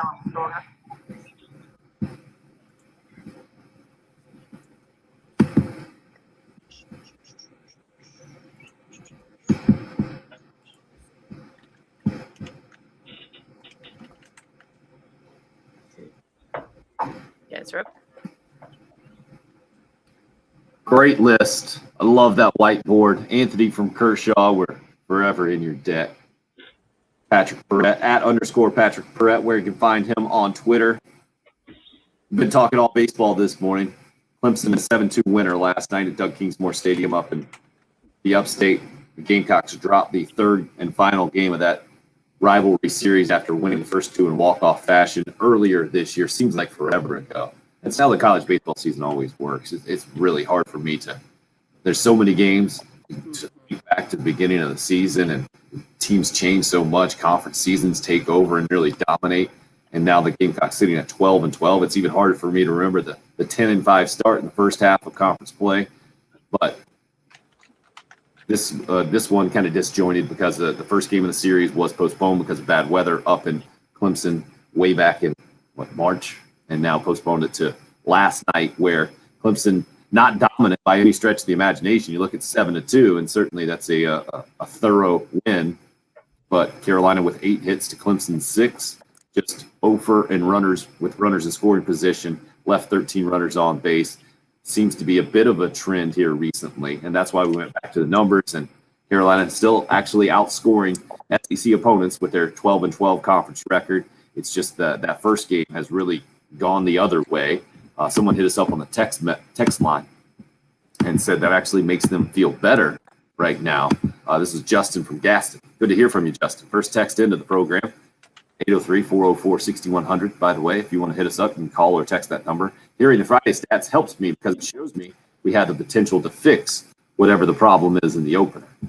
That is the optimistic view for sure. I think the pessimist would say, well, that's really disappointing because when it gets to postseason play, you're only going to face guys number 1, number 2 starters, basically. You get in a regional and you have to go through the losers bracket. You're probably going to see maybe number 3 and number 4. But Justin from Gaston, going with the sunny side of things. All right, Patrick, give us your list. I mentioned the tragic news of Colt Brennan, former Hawaii quarterback, passing away yesterday at the age of 37. His dad said he ingested something that was laced with fentanyl. Terrible story there. Hadn't heard that Colt Brennan name in a while. Remember the record-setting numbers. I guess the last time I'd heard his name was when Joe Burrow just broke his record for touchdown passes in a season a couple of seasons ago. And He does not make he does make No, the yeah, I list. put him on there. Number 4. Okay. Yeah, Got- these got- are got only me- people Just that about. I watched. Okay, that's fair. It just got me thinking about quarterbacks in college that were absolutely fantastic and then did not parlay that into NFL success. You can kind of define that however you want to, right? It doesn't have to be someone who didn't get drafted or never played a single snap in the NFL. Just didn't become a good NFL quarterback, I think is the most fair way to put it moving forward, because some of these guys varying NFL experiences. Give us your list there that you have 1 through 6, Pat. Yeah, I mean, the first two that came to mind, topical, because Tebow, he's on there. I also put, obviously, Johnny Football because he was incredible. And I think two guys that fizzled out for different reasons. Johnny's was not quite as much a talent thing. It was a off-the-field antics thing. Tebow's was more of a can't throw the football thing at an NFL level thing. I put Kellen Moore on there because I don't know if he's still the winningest quarterback in college football history, but I think he's the winningest quarterback in college football history. Never had a big arm. I don't know how much people expected him to make it to the NFL or make it in the NFL, but he was a decent little backup for the Cowboys for a while, and now he's their offensive coordinator. So I think he's just got to really just a mind for football, clearly, to be an offensive coordinator that quickly. And then I put Colt Brennan. Colt Brennan was the first, him and those Hawaii teams were the first ones that I remember staying up until 10:30 to watch those West Coast games kick off, because they were electric. Their uniforms were cool. They had the cool Under Armour uniforms, and he was just lighting up the scoreboard. So I used to love that. I think I was probably like 12 years old, and I wasn't out doing anything else on a Saturday night, but I still wanted to stay up late drinking Mountain Dew or whatever I was doing, and just watching Hawaii play. It was awesome. I loved every second of it. So yeah, he's on there for sure, even though he is kind of a folk hero in Washington, D.C., because he was awesome for us in the preseason year after year. And there were people that were definitely clinging to hope that he might be a starting caliber quarterback. I don't think he had a big arm, though, so I don't think it was ever going to work. And then the last two, kind of the same deal. It was Jason White and Troy Smith. Jason White from Oklahoma and Troy Smith from Ohio State. Those ones, when I was so young, just confused the heck out of me, because they won the Heisman, and I was just like, okay, they won the Heisman. Why are they not the number one pick in the NFL draft? And my child brain, I was so little, I just couldn't understand why you're good enough to win the Heisman Trophy, but not good enough to play in the NFL. Like, it just wasn't computing for me at a young age. So those two definitely come to mind just from my early memories. It's a good list. That last part there reminds me of my 6-year-old currently, who was adamant that Devontae Smith was going to be the number 1 overall pick, even though his 8-year-old brother and his dad were gently, well, 8-year-old brother wasn't gently trying to tell him that Trevor Lawrence was going to be the number 1 overall pick. The Heisman Trophy does not guarantee you that, but yeah, he wasn't having any of it. Then I don't think he was massively shocked. I think he might still be in that process of trying to figure it out after it actually came to reality there. A bunch of you with some other good names coming in on the live video stream, especially. Again, YouTube, Facebook Live, also on Twitter. First name that popped up here, one of the first that pop out from Facebook Live, is Jason Andre Ware has to be on the list. I know that's way before your time. Yeah. That's one of the first ones that was in my football watching history personally. And I think really the first introduction that you can be really, really good at college. And that does not mean you're going to be good in the NFL. I was going to ask you, when you mentioned Jason White and Troy Smith, so you just missed Eric Crouch then, I'm guessing? Yeah, I don't remember him. Okay. What year was that? Good question. Go look that Heisman thing up real quick, if you don't mind. Mid-2000s, I want to say. So you might have just missed that one. But the ridiculous wording I remember, I want to say, so you might have been 06, 07, now that I'm thinking about it. I remember him announcing his retirement in his very first training camp. And then that was like, can you retire if you never really played? Well, I think Jason White did the same thing. Yeah. Right. Do you have a number on Eric Crouch in the Heisman winning campaign that he had back in the day?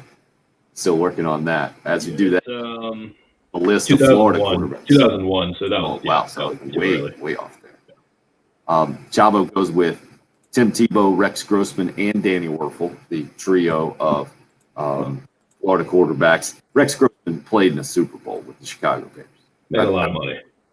I wouldn't quite put him on that list. I hear you. Danny Werfel played in the NFL how many years, Patrick? Because he had to be I don't even at know. least 8 or so Rex hanging does, on. It wasn't massively successful, but he was in there for a while. and also, I mean, how good was Rex in college? He wasn't the best quarterback in college football, right? It was pretty good. Because Yeah. I was only putting, I mean, like, people keep texting like Jamarcus Russell. I mean, yeah, but Jamarcus Russell is the biggest bust. I'm not just Right. going busts. Like, half these guys on my list, arguably all of them were never really expected to be incredible NFL players. So Right. I was just thinking of, like, great college players that never had NFL careers. Like, we can do busts. We can go to Jimmy Clausen. We can go to Christian Ponder. But, like, it's not like those guys Yeah, were that's the different. best quarterbacks in college football at the time. Yeah, I like another name Jason throws at us, Timmy Chang, another Hawaii quarterback, right, to put up massive numbers. Looks like Danny Werfel had 5 years in the NFL. Okay, just 5. Wow, maybe that's Actually, 4 because he played for the Rain Fire of NFL Europe. Yeah. yeah, we're not counting that for sure. Just 4 years in the NFL. Wow, impressive. Chris, interesting name with Matt Leinart. I think because he was at least a starter in the NFL, I don't put him on this list, but certainly was an amazing college quarterback. Some other great names rolling in. Vince Young, same kind of deal with me. He was the franchise quarterback there in Tennessee for at least a couple of years. Yeah. It didn't work out. I get it. But the name I'm looking for more is like what Brandon got for us. Brandon G going Major Harris. That's a great one. West Virginia quarterback before your time. Played against Notre Dame, I think, in the national championship game, if I'm remembering correctly, in the late 80s, maybe early 90s. Chad's same line of thinking where I was earlier as well. Ty Detmer, absolutely dominant at BYU, setting all kinds of records.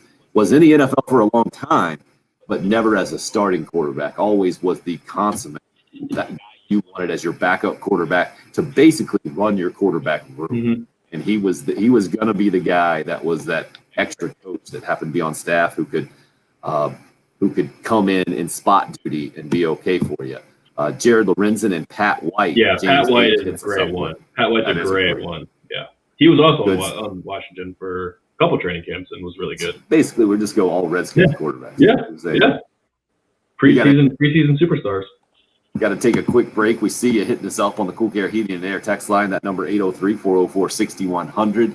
Talking about last night's rivalry baseball game, Clemson a 7-2 winner against Carolina. Also, big-time college quarterbacks never in the NFL. Love to hear some of your names, the blast from the past. It's the early game here on 107.5 The Game.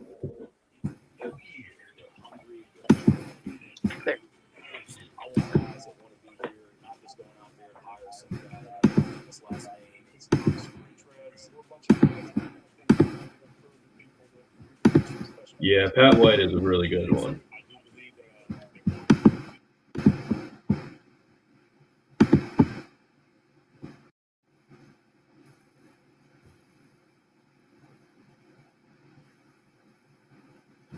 Man, you guys should see the 1-year-old at my house these days.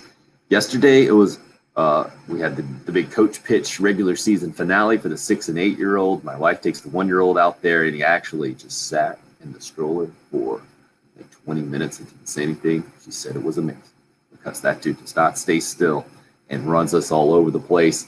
And that's why I'm a little bit more associated with the flooring at my house than I typically would be. Fortunately, we've had some great professional help at my house a couple of times. Zero Res Carpet and Air Duct Cleaning has come out, cleaned our carpets, cleaned the tile for us in the kitchen and the bathroom, also cleaned an area rug for us in our living room. Done a great job, giving us great professional results. That's kind of what I expected when Zero Res came out. What I didn't expect was to feel good about how they do it. They have a patented powered water system, no harsh chemicals involved. That's especially important to us because we got that 1-year-old picking stuff up off the floor all the time, putting it right in his mouth. You got to go and knock it out of the mouth. And there's a whole thing there. Also, the 8 and 6-year-old always rolling around on the carpets. We had nothing to worry about right after they were cleaned, and no leftover soapy residue to attract dirt. That's why my carpets have stayed cleaner longer. Yours can as well. And Zero Res has a great deal for you right now. 3 rooms of carpet cleaned, only $119 plus a free hallway. When you mention me, Tim Hill, just go to their website, ZeroResColumbia.com. You can book your appointment right now or give them a call at 803-262-4020. That's Zero Res. Spell it backwards or forwards. It's the right way to clean. Shepherd's Glass, a true reflection of quality. shepherdsglass.com. No accidents to speak of right now. Traffic lights continue to be an issue. Clemson Sean going with the PTSD for Pat White. And weather-wise, Orange Bowl it's gonna back be in the day. rainy today. Yeah, I put him on the list. I had him on the list. That was the best suggestion yet. Down They to were 7. so good. Him and Steve Slayton. I think Noel Devine was there. Right? Who was the meathead fullback? At West Virginia, I do not remember.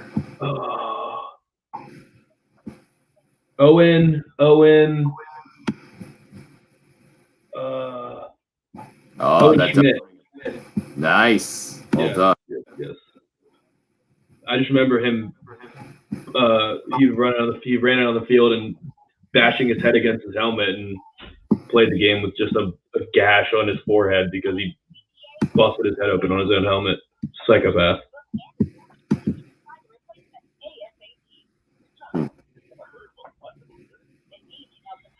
Got just a massive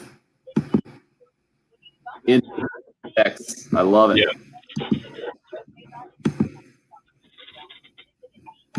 Try to just go down the list.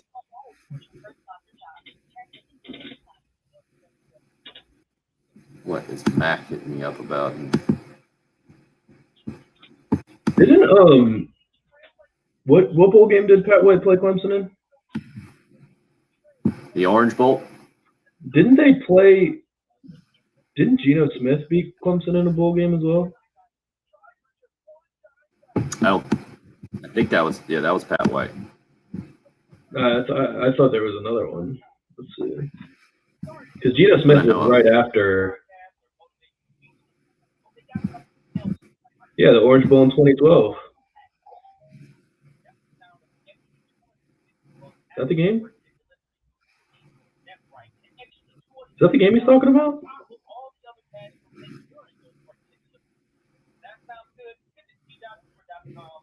Yeah, Pat White didn't play Clemson in a bowl game. It's Geno Smith. Oh yeah, West Virginia. PTSD is so bad that Clemson Sean. Not even the same. 70-33, huh?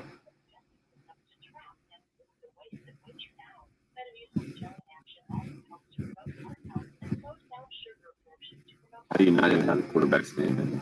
Yep, you're right. MVP, Geno Smith. That was because that was was he there? Yeah, that was Tavon Austin and Stephen Bailey, the super fast twins.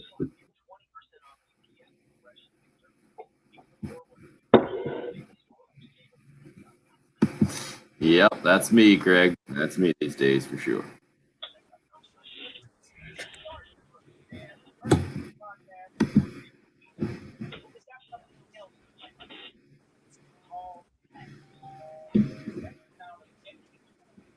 All right, we're about So to you- get back in. Need to be out by about. So Patrick, can 47. you flip it over? Yeah, what do you Do want an to write? old guy list. Oh, the old guy list. That's Andre Ware. David Klingler is about to pop up. Is that a K? Yep, okay, Klingler. That's great that you don't even know. Perfect.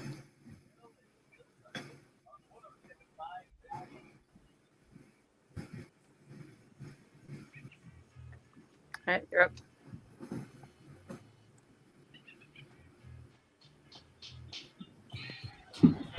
Alternate list up and rolling now on the Patrick Whiteboard. So he put up a great list of college quarterbacks, and unfortunately, this discussion coming off of tragic news yesterday that former Hawaii record-setting quarterback Colt Brennan passed away at the age of 37. Joe Burrow just broke his season most touchdown passes in a season record a couple of years ago. Ridiculous number, 58. But to me, Colt Brennan defines big-time college quarterback, didn't translate to NFL success. And this is different. A bunch of you have been texting in with some names now. And Patrick had a great list of 1 through 7. Can you flip it over real quick and I'll run down that list, Patrick? At the top, Manziel, Tebow, and then Colt Brennan is on the list, Kellen Moore, Jason White, Troy Smith, Pat White. So those are guys that Patrick has seen in his 25 years of watching college football. It's straight out the womb. It's not get too technical there. But there are some other names here. So right now, number 1, a bunch of you have been weighing in. Andre Ware, David Klingler. I think you do need to put Ty Detmer on there as well. We're doing the old guy list, free Patrick's football watching time. A name like Vince Young or Chris Winkie, you guys just hit us up on the YouTube and Facebook Lives, Brad and Chris. To me, those guys had a little bit too much NFL success. When you become a starting quarterback, at least for any kind of extended period of time, I feel like this kicks you off the list.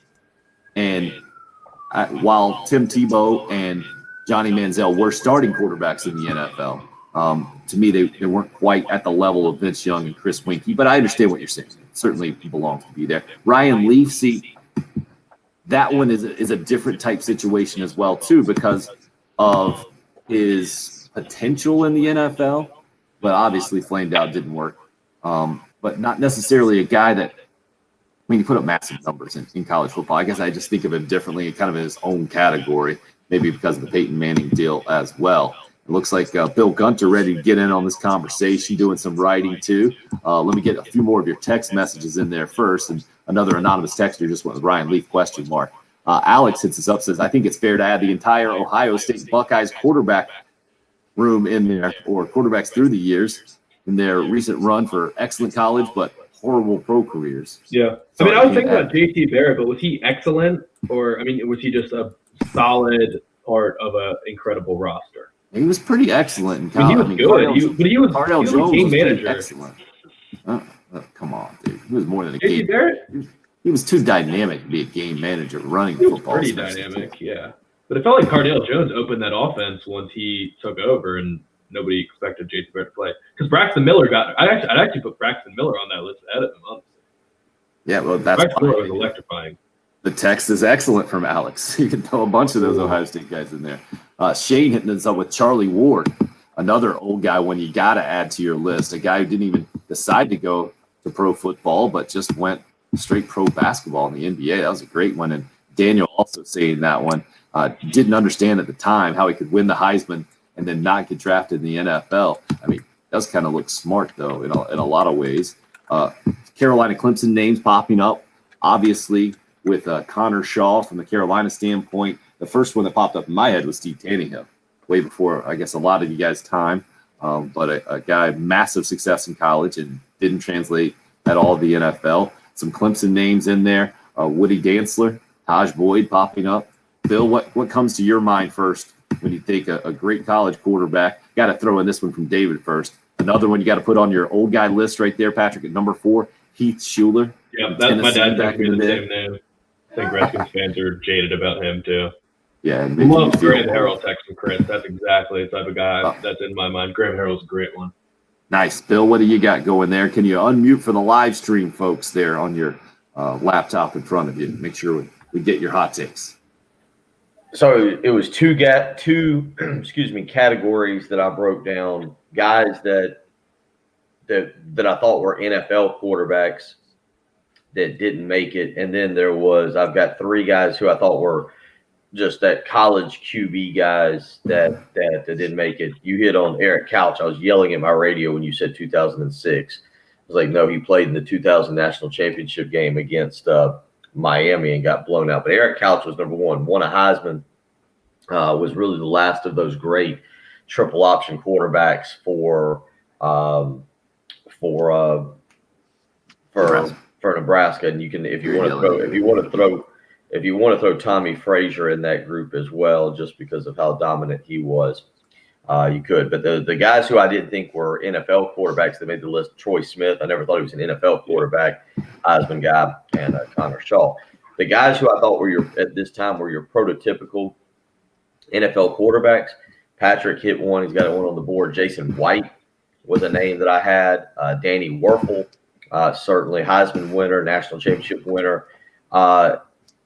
I want to look at the stats, but based on what he did at Kentucky, and he was a number 1 pick for the Browns, Tim Couch is a guy that I think I want to go back and look at his NFL stats and how long he was in the league. But I don't think he made it very long with the Browns, and I'm not sure he stuck around. I think he went to the Packers maybe after that, and I don't think he was around very long.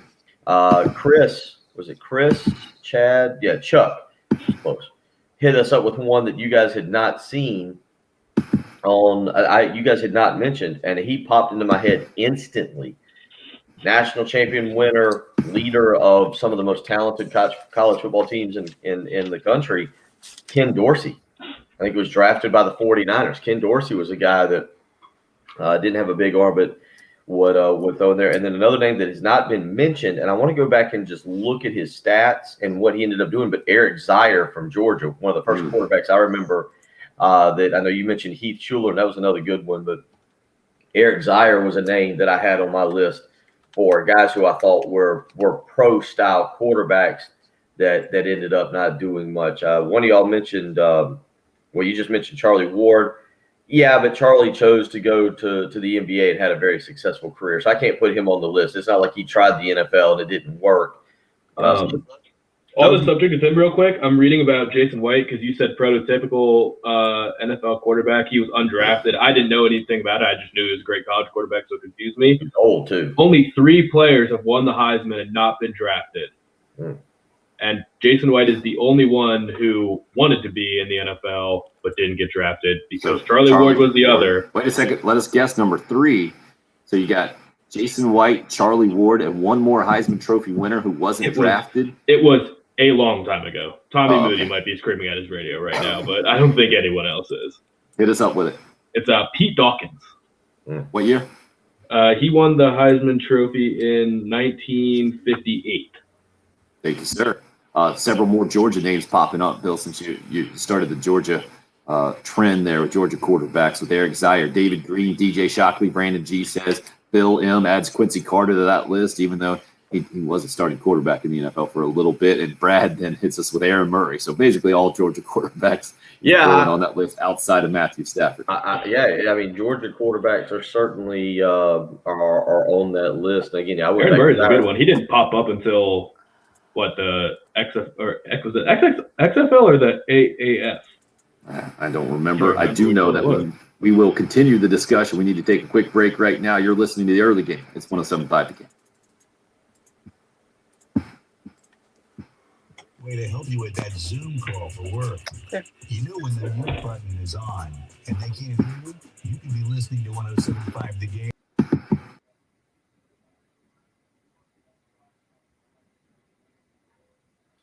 Need to tell you about the mortgage guru, Jacob Crowder with First Palmetto Bank. You can give him a phone call this morning, check in on him. Most importantly, you can see what he can do for you and your family. If you're looking to refinance, if you're looking to purchase a new home, now is the time. You don't want to wait around and miss a golden opportunity with rates.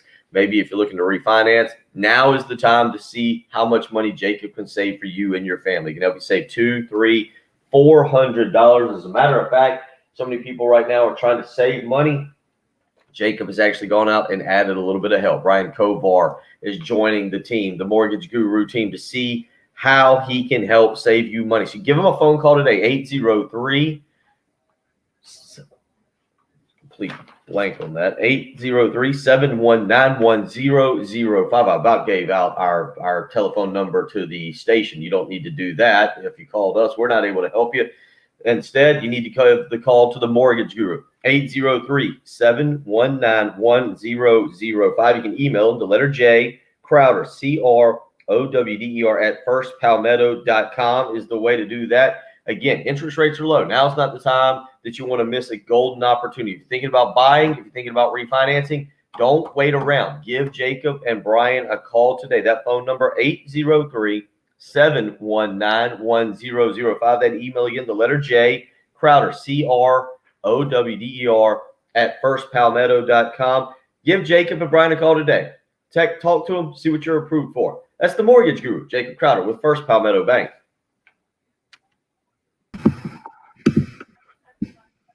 Glass of True.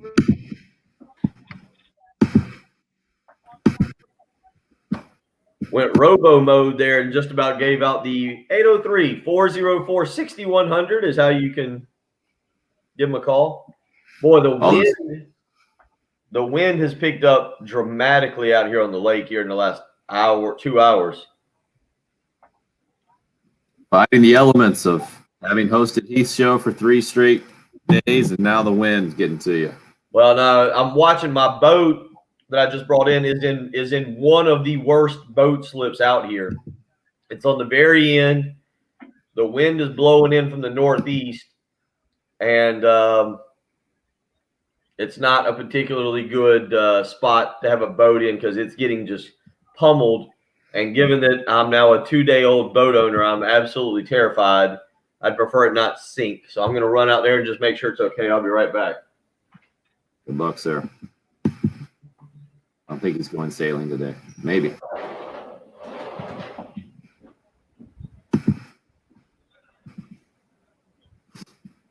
Brad struggling. Matt Leiner. He's on the Fox College Football Show now, I believe. There you go. You got it in there. Was with the Houston Texans for several years, I believe it was. Leinert? Yeah. He was drafted by the Cardinals. Right.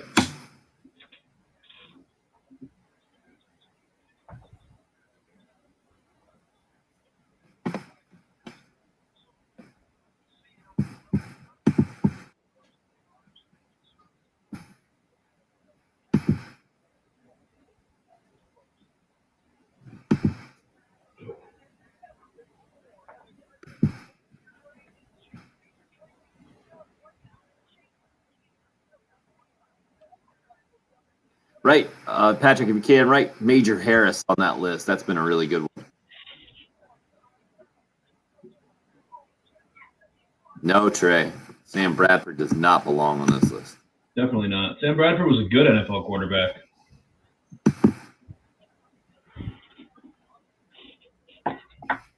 Sam Bradford, every time he played, was good. It just Always hurt. our needs. Boy. Popping in, popping out here, Jim. Pretty much. Got about 30 seconds. Yep. Thank you. Yep.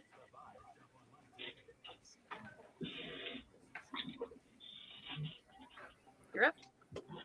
And this old guy list is looking good. Andre Ware, David Klingler, Ty Detmer, Heath Schuler, and Major Harris. Keep them coming. Joe Hamilton might be another name to add to that list. Saw that on the text line as well. That's what we're talking about. Malcolm hit us up with T. Martin as well. Well, guys that were really good as college quarterbacks just didn't translate to NFL success. but I think Joe Hamilton goes on that list of guys that were not necessarily an NFL quarterback. Like I feel like Exactly. there's a difference. That's what we're saying, Bill. That's the point of this Yeah, thing. but That's I what didn't- Colt Brennan was. Don't you have to go with guys that were expected to 10. be good pro quarterbacks that didn't? No, No. not at all. Guys, so we're just guys that naming were good, amazing. just good guys in quarterback that had no chance of making the NFL. Got I it. said that very explicitly. Wow, that's Howard fantastic. Tate. Oh, there's a million of those. Clear. So we're just naming quarterbacks in college that didn't make it in the NFL. Okay. We're never even expected to. Cole Brennan was never expected to be an NFL quarterback.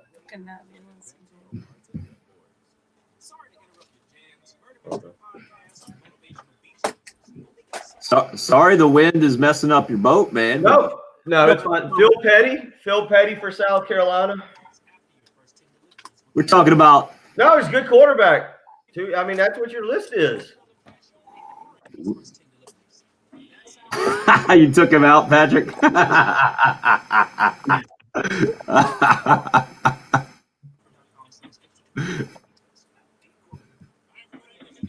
And he took himself back out.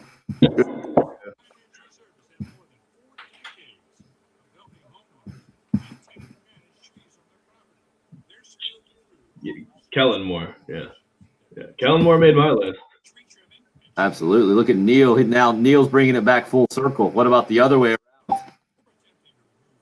Guys with no college careers who had great NFL careers. He goes with Kurt Warner. Great one. Tom Brady. Yeah. And Michigan, I don't think he can do it. I'm more like a Tony Romo or Roethlisberger. I'm sure they were very good at their schools, just irrelevant on the national. But it's the turn that thing over, and these guys too. Even like these guys dominated college football. The guys behind you on that list. Yeah. And then there are a bunch of guys that we never really heard of.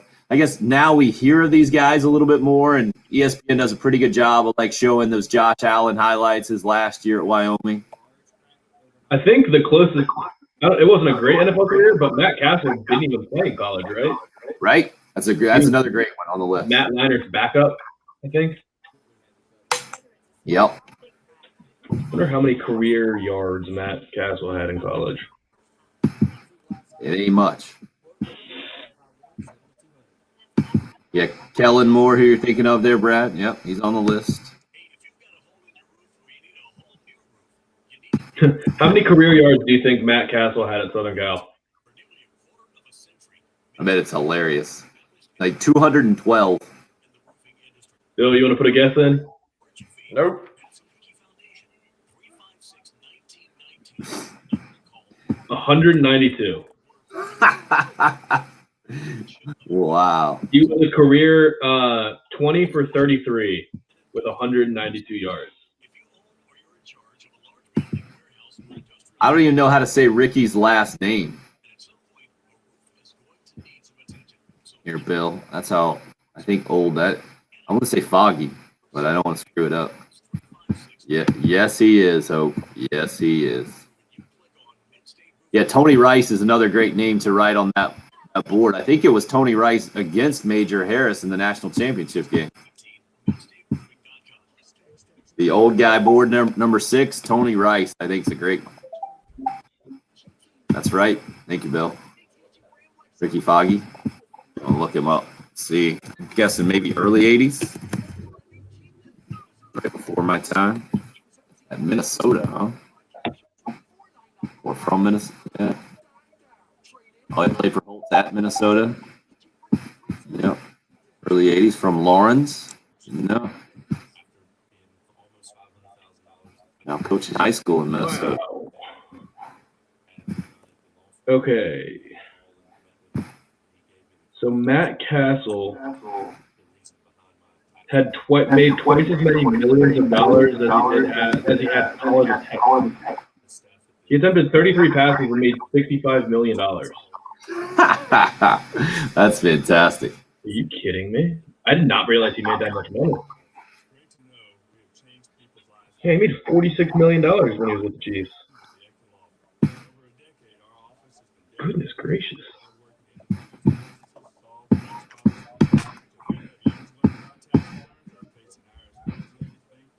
Yeah, and I saw, Patrick, this will blow your mind.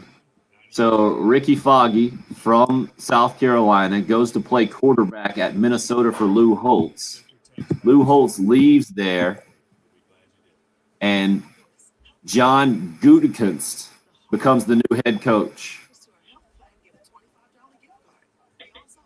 John is the father of the current GM of Green Bay. Right.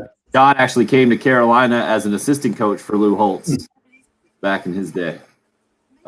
Years later, I guess from when 99 to 03 when Holtz was here. Yeah, and Brian Gutekunst, the son there, right in the middle of this Aaron Rodgers mess.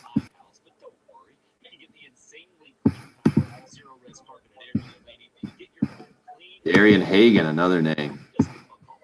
Is there anyone else that wasn't a starter in college that had like a solid NFL career?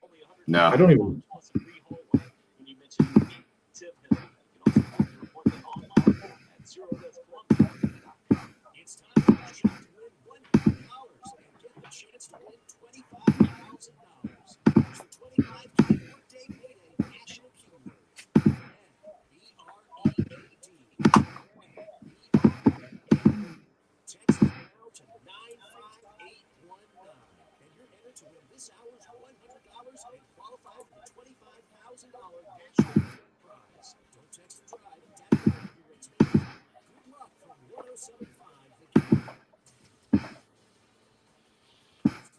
Yeah, you missed that one, Sonny. Oracle's been mentioned.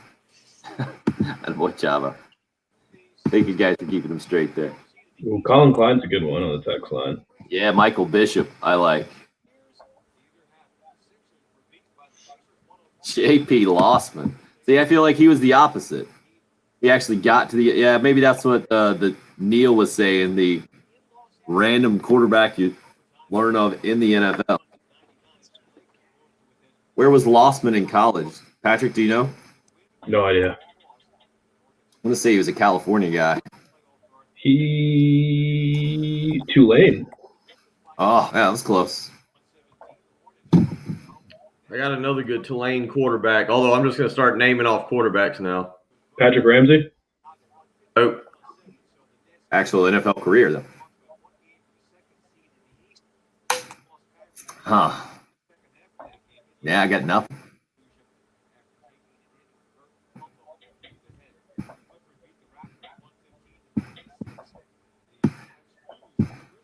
Leftwich? No way. Get out of there, Bill. Let me say Byron Leftwich was really good for a little while. I think injuries derailed him too, right? Yeah, but on the But he had a long career. He was backing up Ben Roethlisberger. Marshall. 9-year career, I guess. That's not as long as I thought. 10-year career. He's a DC guy.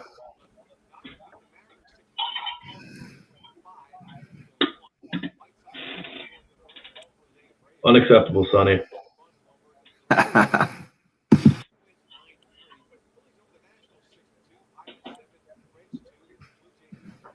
Yeah, I'm thinking more of not great, Bill, of guys who just didn't have much of a career at all. And like not Marcus Mariota.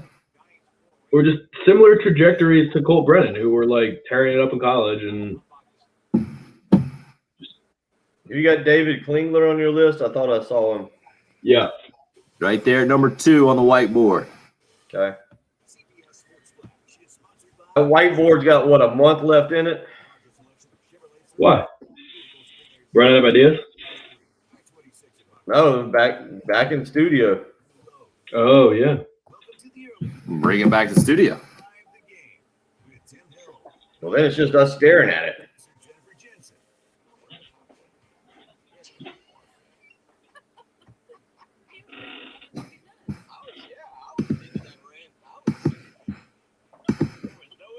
Site.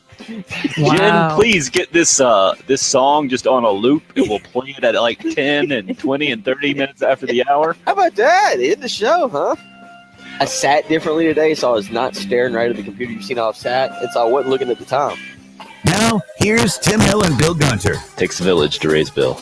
Really does. on 107.5 The Game. That's right. Welcome in hour 3. I think that's a great intro to bring us into today, where we surprised Bill that it was Wednesday this morning to start, and then Y'all didn't really surprise me. I was more caught off guard when I looked at my own map. It didn't have much to do with y'all. It was more of a me thing. You looked at your map? Typically is. So I'm sorry. I'm writing down quarterbacks. I got a whole bunch of these. Whole bunch that y'all have missed on now. Jen, I think in the 5 years we've done this show, this is the saltiest we've seen Bill, for sure. The wind is outside playing havoc with the new boat. No. As I was walking off, your emotions. I don't know what y'all were talking about when I was trying to get out of the house about gunnerisms off air. And You said if you're mediocre, you're good. That was what do you think mediocre? I mean, you don't think mediocre is good? Like it's No, good? it's the opposite of good. It is way average below at good. best. Not good. Average. Okay. All right. Yeah. So I was working on this list for y'all here. So I've got a whole bunch here. So let me know when you're ready for this new list of Hold on. quarterbacks that were good, but apparently didn't have an NFL career. So I'm braced. for some reason, Bill is not approving of the topic this morning. Yeah. That is No, we're just naming college quarterbacks at this point. I like this list. Tough day to be the Grill Bill guy. You're just going to get attacked. yeah, that's coming up at 8:45. Are we doing that today? 8:45. Grill Bill coming up. Stay tuned for that. Must Listen Radio. So we got on this college football discussion, college football / NFL discussion, because unfortunately, tragic news yesterday. A guy who dominated college football from a numbers standpoint back in his playing days in the mid 2000s at Hawaii is Colt Brennan, and he tragically passed away yesterday at the age of 37.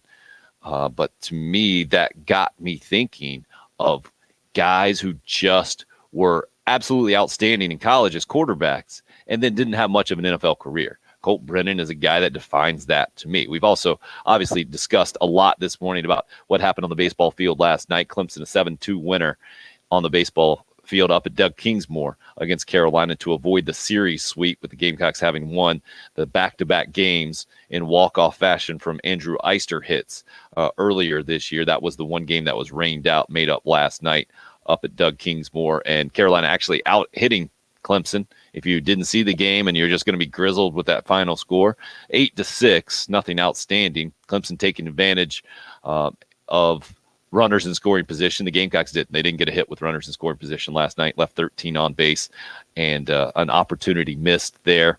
You zoom out at 28-18 now. They dropped 3 spots in the latest RPI to number 15 overall, still in solid position to make the NCAA tournament, but have to win some games down the stretch at Kentucky this weekend, Tennessee at home to end the regular season, and a game against Appalachian State in the midweek, I think, also left for the Gamecocks. So we've got the baseball discussion along with this football one, which I thought was a good one. And Patrick got us off to a good start. Maybe if we kind of rehash how we got there, we can reel some of you in there. So Patrick, why don't you flip that thing over? You went with guys you've seen in your lifetime to start us with. And the top 2, I think, are probably 2 of the ones that come to everybody's mind with Johnny Manziel and Tim Tebow. And then it's the other ones that I really like as part of this discussion. They're the high-profile ones. Right. But they're easy to remember. Right. Yeah, the idea of it is like Colt Brennan is somebody that, I mean, everyone knew his name when he was in college, and then basically you probably haven't thought of him in the last 10 years, and then you just see a stat like Joe Burrow last year or 2 years ago, and you're like, oh, yeah, I forgot how good Colt Brennan was. So that's kind of, I think, the nature of the discussion. I kind of regret putting Johnny Football and Tebow on there because nobody's ever forgotten about Tim Tebow for a day. So I think you're going to be okay with that. The rest of your list, go ahead and read that out for everybody who might be just joining us here. Yeah, so I put Kellen Moore, Colt Brennan, Jason White, Troy Smith, and then someone texted it in or put it on the Facebook Live, but I put Pat White because I thought that was just a great suggestion. And then this gets into furthermore in the conversation, because when someone mentioned Pat White, then Clemson Sean comes on and says, oh, man, I got PTSD from Pat White. And then I was like, oh, yeah, from the Orange Bowl back in the day. And that wasn't even Pat White.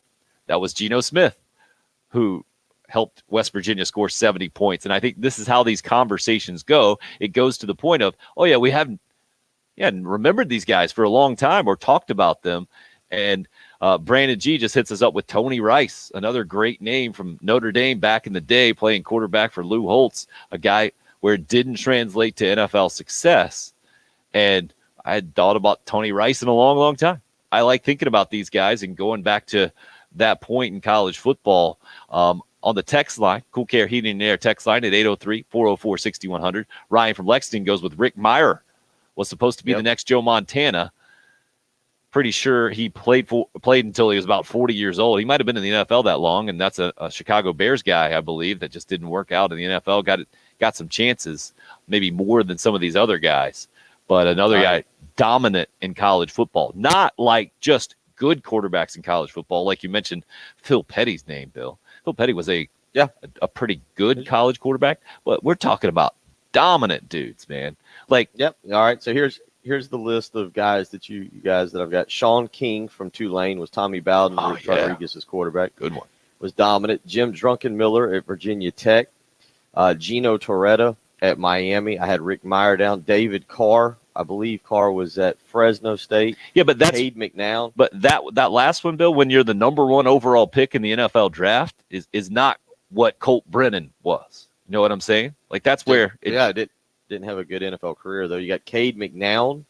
Joey Harrington was the one that stood out the most, the big billboard in New York City. Obviously, how about Brad Smith? You mentioned Geno Smith running around on Clemson in that game. Brad Smith, can you name where Brad Smith was from? Sure. Missouri? The Independence Bowl Missouri. you're talking about? Yep. And then Drafted by Chase the Daniels, Jets. another Missouri quarterback.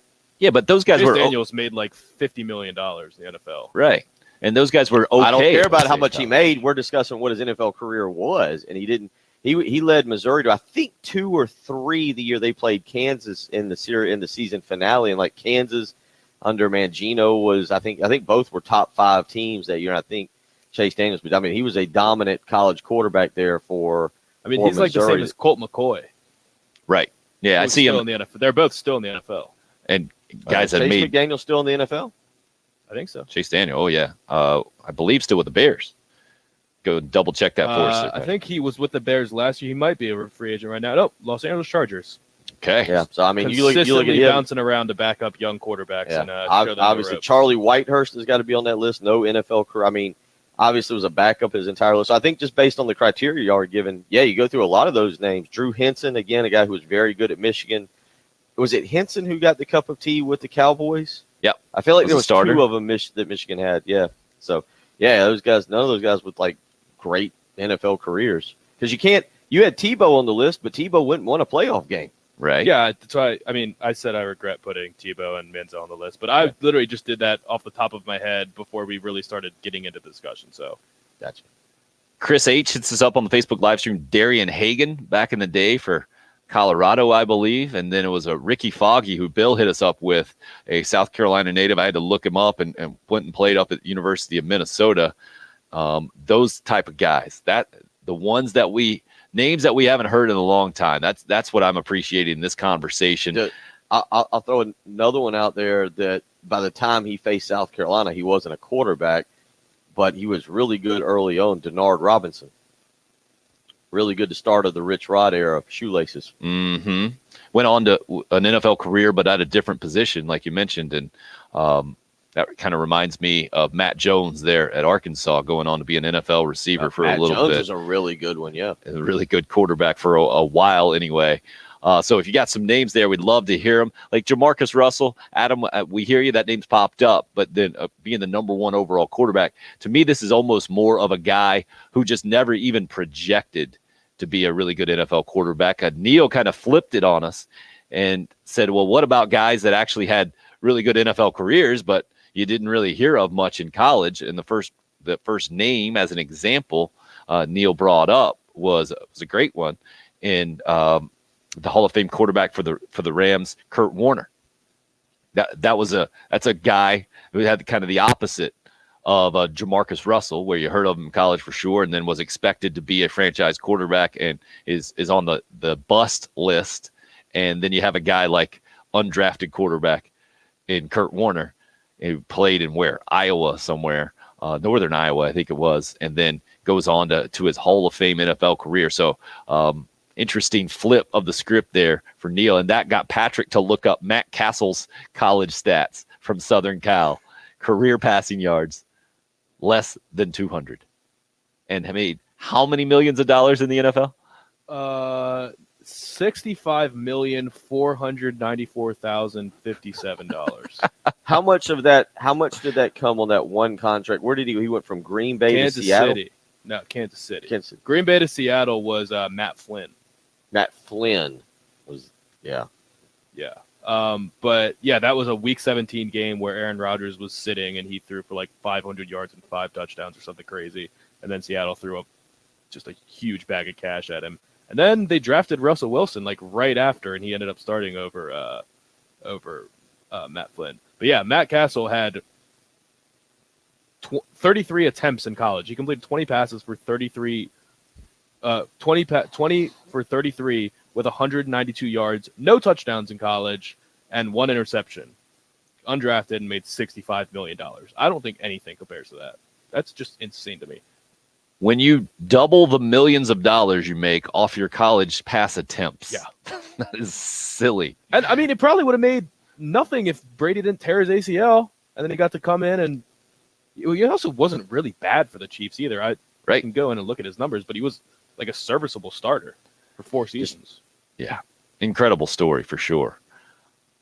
And that's what's part of these conversations. I like kind of rehashing some of these stories and some of the old names that have come up or haven't come up in a while. Like Brandon Nick Marshall for Auburn, one game before I guess he makes it to the national championship game, but not dominant in college football. Doesn't quite make the list for me. Same with John David Booty, a quarterback that was pretty good in LSU, was supposed to be, I think, a lot better, and just never quite realized the potential maybe. James called, mentioned Charlie Ward. He's come up today. Several of you hitting us up on the text line mentioning Connor Shaw from the Carolina perspective. Todd Ellis's name has popped up there. I'm surprised more Steve Tannehill names have not. I'm really trying to think of mid-major guys that just lit it up, that you knew their name just because of how ridiculous their numbers were. Because, I mean, that was what Colt Brennan and Kellen Moore did. They brought attention to programs that hadn't really had that sort of attention before because they did just crazy stuff. Exactly. And Andre Ware and David Klingler kind of making Houston, I think, the reputation for back in the 80s, maybe early 90s for David Klingler, and just lighting the NCAA record book on fire in the process. And Pat White brought West Virginia to heights they hadn't reached before, too. I mean, they'd been Major good Harris. program, but Yeah, it was Major Harris. Did they win an Orange Bowl with him, though? They played for the That national was the championship. best they'd ever been, right? Was it the national championship, Tim? I don't think it was the national championship game. They played in the Fiesta Bowl. That was during one of those weird split years, and I don't feel like they were actually in the. I heard you say that earlier. They probably would have gotten snubbed. It was Major Harris. They lost Major Harris and West Virginia in that Fiesta Bowl, but I'll have to go back and look. What years was he? Is 88, 89, where he finished 5th and 3rd in the Heisman Trophy voting. So Okay, so the Fiesta, they lost the Fiesta Bowl and Gator Bowl that year, or in '89. They lost 2 bowl games in 1 year. pretty impressive. Well, technically they did because it was January and December of that year. So yes. You guys are salty. We can't have you guys doing Heath's show anymore. I'm not being salty. I said 89 because I'm looking on the list and it says 89 and also 89. They lost 2 bowl games in the year 1989. In the calendar year. One was 1989. to number 1 Notre Dame. So Right. That's the game that I remember championship. as a national championship game where Notre Dame wins and they win the national championship. There with Rocket Ismail and Yeah. What year was that? What year was that, Patrick? 89. Oh, that was the 88 I guess season. the season was 88 season. Right. Yeah. And then the next year they lost to Clemson. 803-404-6100. If you guys would like to weigh in on this conversation, Jason just hit me up on Twitter going with Ty Detmer. He's a name on the list along with Major Harris. And Kevin says Chris Winkie. To me, Winkie, because he had as long a career in the NFL as he did, it doesn't quite make the list. And his weird path in college football, having been an old guy there and been at the top of Florida State. There's some other Florida State quarterbacks that I would probably put on the list before. I saw E.J. Manuel. Somebody suggested him earlier. Somebody just hits us up with a pretty good list of started with Eric Crouch, who we mentioned, Tommy Frazier that we've mentioned from Nebraska. Then a couple of Texas Tech guys in Cliff Kingsbury and Graham Harrell, and then Joe Hamilton for Georgia Tech. That Joe Hamilton one, I think, is a guy that I think fits the Colt Brennan mode. Maybe not quite as record-setting, but a smaller, kind of undersized guy, never thought to have much of a pro prospect, and then dominates in college football, and a guy that I just hadn't thought about in a while. 803-404-6100. Again, the number into the show. Get back into the Carolina Clemson baseball conversation when we come back.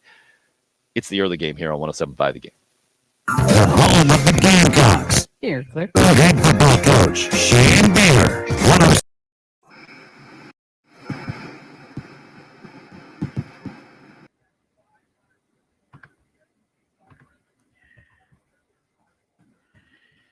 Yeah, it's kind of one of those days where after this, you probably want to relax poolside and hang out, get away from your coworkers. I know the feeling. Trust me. Unfortunately, it's a nasty day outside, so we'll not be hanging out by the pool. Maybe I'll do that. That's this weekend. We do have 2 more days of work we got to do.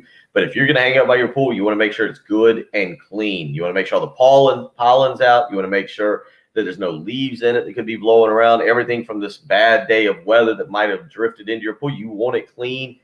You need to use Corley Pool Solutions. Give them a phone call this morning, 803-445-8109. You hear me say it all the time. You probably work very hard during the week. Kids, you got work, Maybe you have basketball, baseball, soccer, cheerleading in the afternoon. You're tired on the weekend. Is that really what you want to do, is go to the pool store, have to figure out the chemicals, purchase them, then bring them back, clean the pool, then the kids can enjoy it, and you're really ready for a nap? I don't think that's what you want to do. You need to let the professionals do it, and you need to let them do it for a great rate. Give Corley Pool Solutions a call, 803-445-8109, flat rate pricing, including all the chemicals. That's right. Tracy and his team, they've been in business for 20 years, family-run company. You invite them out to get the pool cleaned. You know who you're going to see? You're going to see the owner of the company. That's a great thing. You have direct access to him. He's there to help you. He's there to answer questions. So if you need that pool maintained, now is the time to make sure you line them up. They're getting busy. They're getting swamped. People are ready to use the pool for their summer. Tracy and his team are there to help you, but you need to give them a call today. I know it's a nasty day, but you want that pool ready to be used this weekend. Even you, the hardworking person of the family, will be able to use it. 803-445-8109. That's Corley Pool Solutions.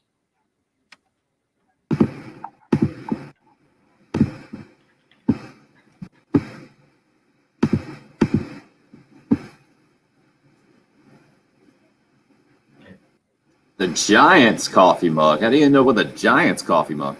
Yeah, I don't know where that I came. It was probably about 30 years old.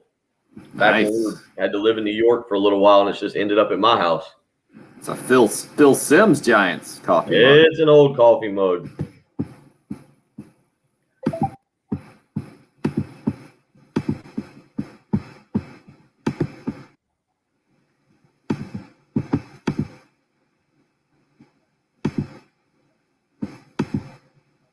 I feel like we should do the SEC version of this and go through each SEC squad, because that's what it comes in waves. Like, just got the T. Martin, Heath Schuler, we got the Georgia wave, got the Carolina one, Ellis, Jay Barker at Alabama, he won a natty.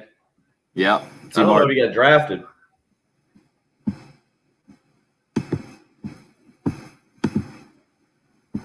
Heath Schuler, T. Martin, yeah.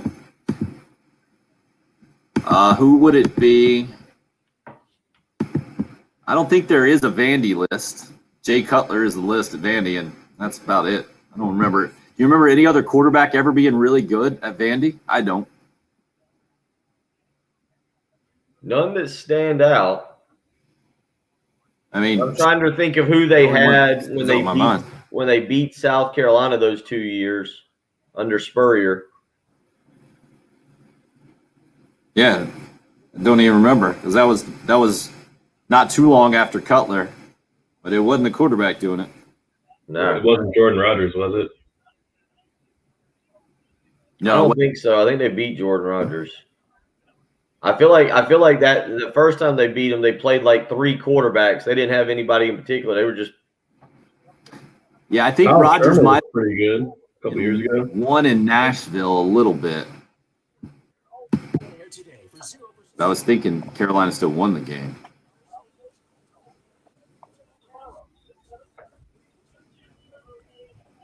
Trey, I have no idea who Alicia whatever is. Do you guys know who Alicia Sacramone is? Sacramone? No. Is it? I know that John Sacramone was Johnny Sack from The Sopranos. Also, Brady Quinn's sister is married to AJ Hawk. Mm-hmm. Oh, she's a gymnast. USA gymnast. Second. Oh. Trey, why do you know that is my question. Mm-hmm.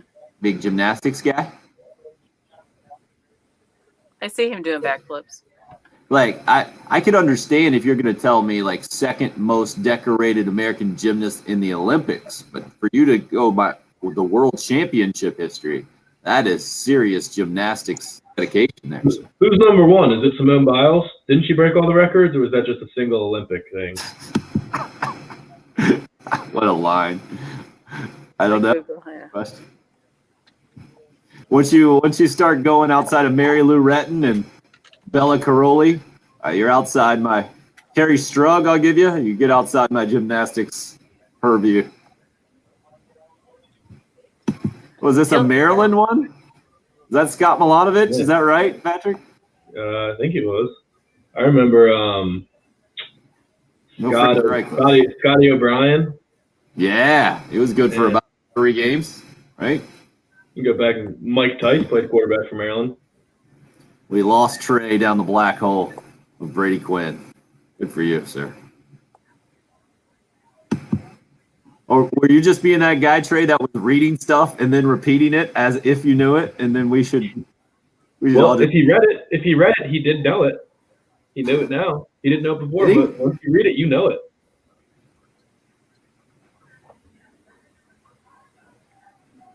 Yeah, Todd's Boyd has come up this morning, Anthony. Yeah, and O'Donnell had a pretty good NFL career. Marinovich, okay, maybe. Frank Reich had the biggest comeback in college football history until 2 years ago. I can't remember who did it. College football history? NFL Until history. like 2 years ago. NFL, the Bills, and was it the Oilers? It was. The Oilers back then. No, I think it was college like- football. When he was at Maryland, it was like Really? the biggest comeback from like a halftime deficit. Yeah, they came back and beat Miami or Michigan. Miami sounds right because that would have made more sense. I can't remember who did it, who broke it like 2 years ago, but that was when I saw the highlights of that game. Largest. Yeah, you're right. Miami. I want to say it was Miami. I think you're right. I want to say they came back and won 38-34. Sounds right. Michigan State Northwestern, was that it?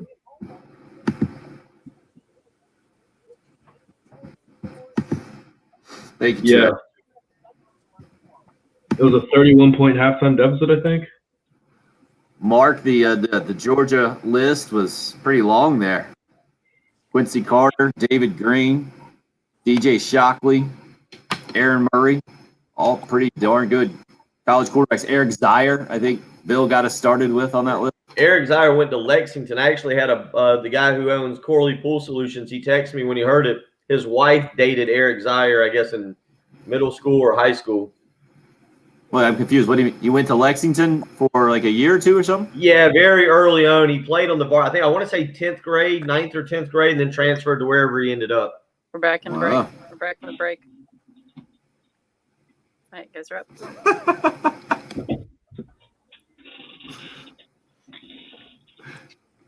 I love you guys helping us out on the show. The YouTube live stream. T. Richardson hits us up. Andrew Clifford, Tommy Beecher, Connor Mitch, right list? That's not quite what we're doing here this morning. Talking about great college quarterbacks. Never quite parlayed that into the NFL. Unfortunately, this is coming off of tragic news of Colt Brennan passing away at the age of 37 yesterday. But Colt Brennan was the guy that rewrote the record book in college at Hawaii. And then Patrick remembers him being with the Washington Redskins and lighting things up in exhibition games. I think he's one of the few that remembers the NFL career of Colt Brennan. And that's why he's got the list behind him. That includes Johnny Manziel, Tim Tebow, Kellen Moore, Colt Brennan, Jason White, Troy Smith, and Pat White on the whiteboard today. That's from Patrick at 25 years old. And what he remembers as great college quarterbacks didn't quite work out in the NFL. We've got an old guy list as well on the other side of that thing that includes names you might not have heard in a long time, like Major Applewhite also came up as Major Applewhite's a good one, yeah. As Major Harris from West Virginia, Heath Schuler, Ty Detmer, David Klingler, Andre Ware, Tony Rice.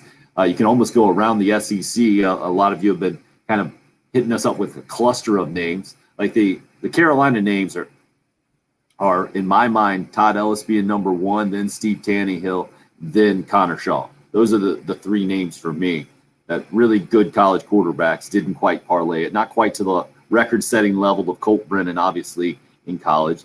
Then as I think of Colt Brennan, we got Timmy Chang earlier from Jason, another Hawaii record-setting quarterback, and you can kind of cluster them together, right? Texas Tech has had a bunch. Grant Harrell, we had thrown in there. Cliff Kingsbury, guys that have lit up things in college football and then not quite parlayed that to a bunch of NFL success. You could go around the SEC. The Georgia list of quarterbacks is pretty long with Quincy Carter and Aaron Murray and David Green, DJ Shockley, all really good college quarterbacks. Quincy Carter, Heisman Trophy, and Chavo says, my favorite Georgia quarterback of all time. I'm guessing because he threw a bunch of interceptions to the Gamecocks back in the 2000 upset.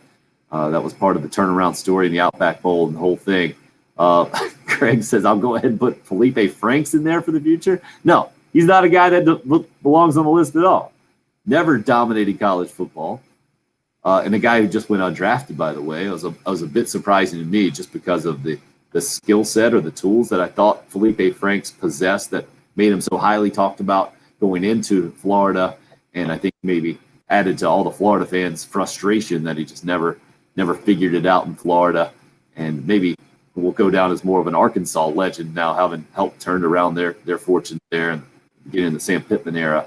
But an interesting conversation from the college football standpoint this morning, and would love to hear any more of your names if you have them out there, 803-404-6100. And if you're asking if we've mentioned guys like Marcus Mariota, not quite that guy because drafted so highly and then has had an NFL career. Yeah. But has had a significant NFL career is how I would put it. Not a bad one at all, though. Like, when Washington needed a quarterback this offseason, there are plenty of people saying, let's get Marcus Mariota. If there's still any NFL team that wants you to be their quarterback, you're not at a bad career. Should we go through a list? You started it with the SEC of teams, college teams whose quarterbacks have really gone on to be busts in the NFL. At Georgia, I mean, Matthew Stafford's kind of holding that up, right? One guy that's not a bust. Is kind of holding. Matthew Stafford kind of takes him out of that. Ohio State's probably up there. I'm trying to – I know I'm going to miss somebody, so tell me who. But I guess because Mark Sanchez got to an AFC championship game, maybe we say that he wasn't a bust, but is Southern Cal pretty close up there? Because Matt Barkley's – Palmer. Yeah, okay, Palmer. Thank you, Palmer. I was going to say Matt Barkley's another guy who was really good. I don't think he's done anything. Am I missing something he did in the NFL? Or? And Matt Leinart has been the one name from Southern Cal that's come today as a great quarterback in college, not backing it up in the NFL, but being a starting quarterback for a certain period of time. Oh, this is a good Barkley's still kicking though. He's still making money. He's Josh Allen's backup. Yeah. Florida's got a long list. Who's his backup? Who's he? Josh Allen.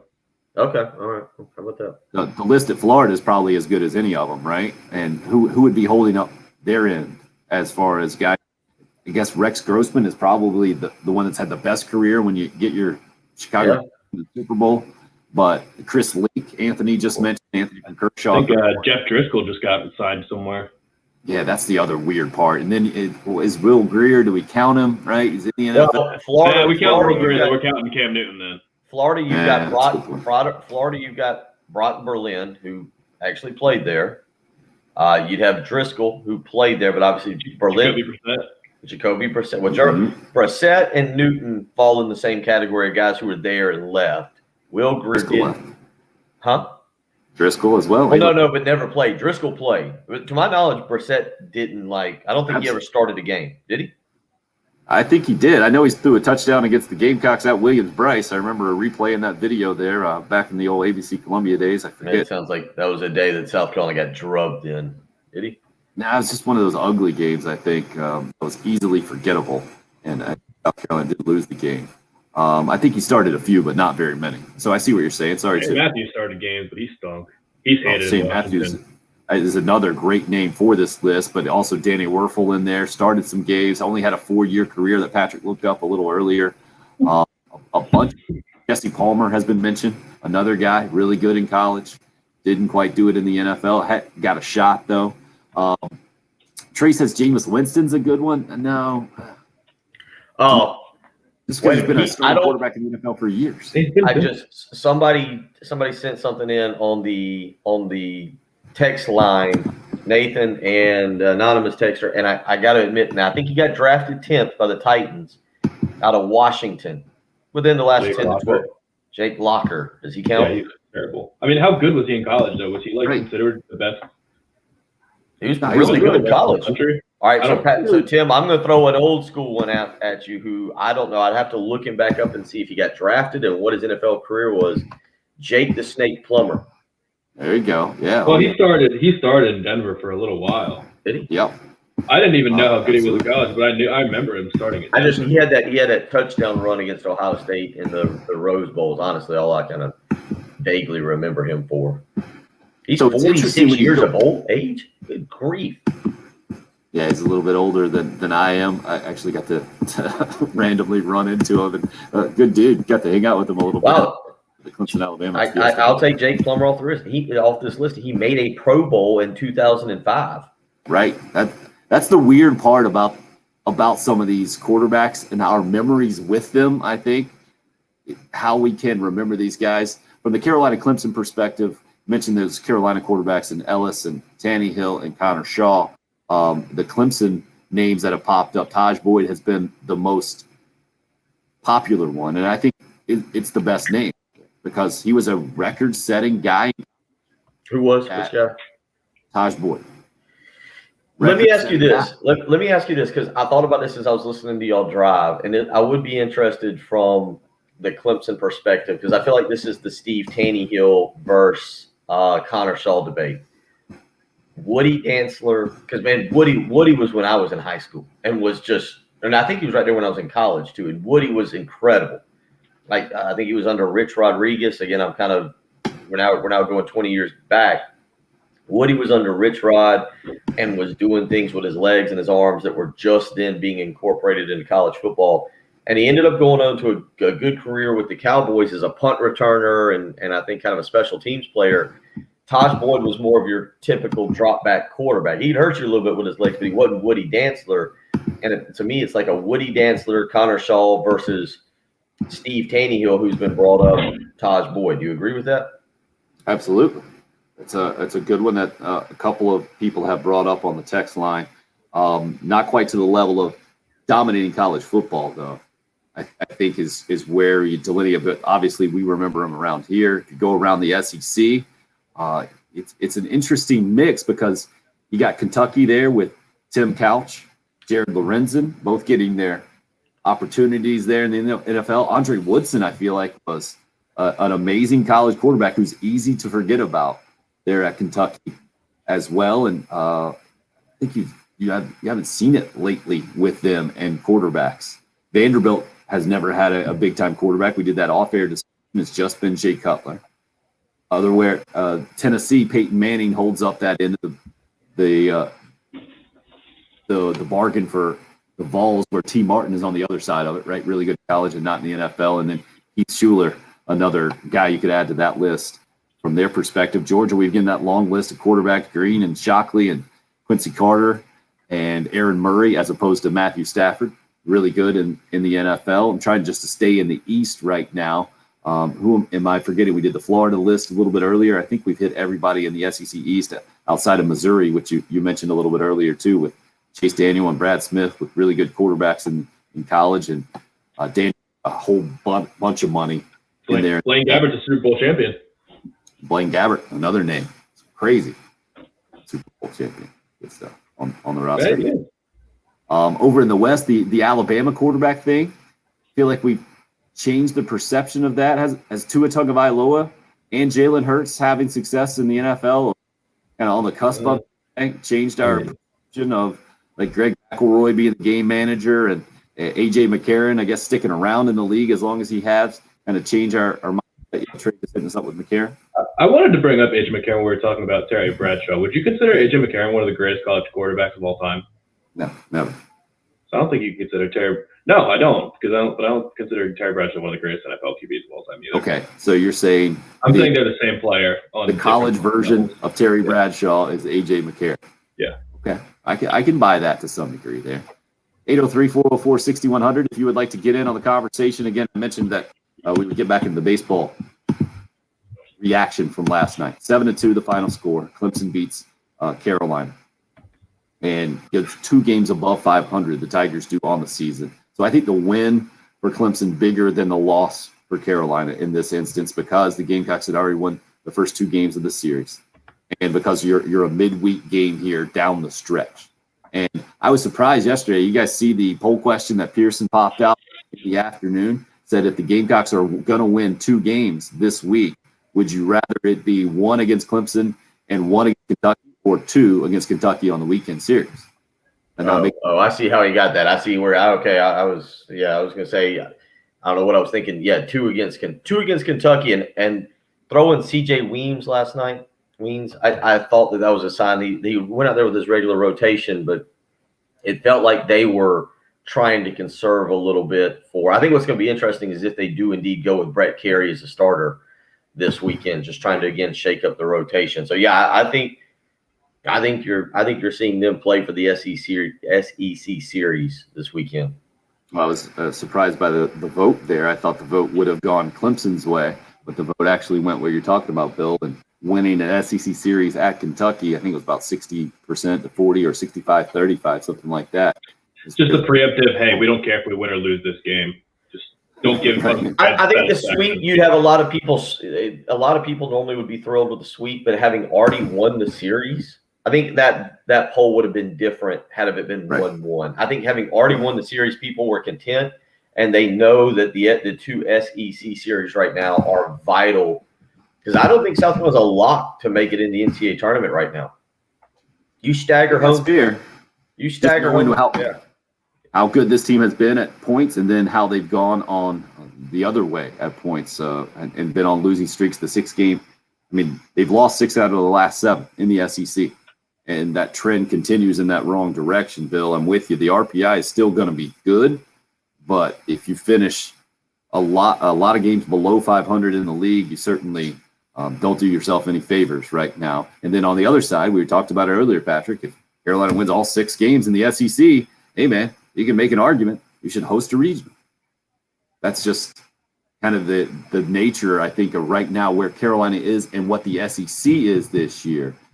Difficult. If you have success, man, you pump up your resume.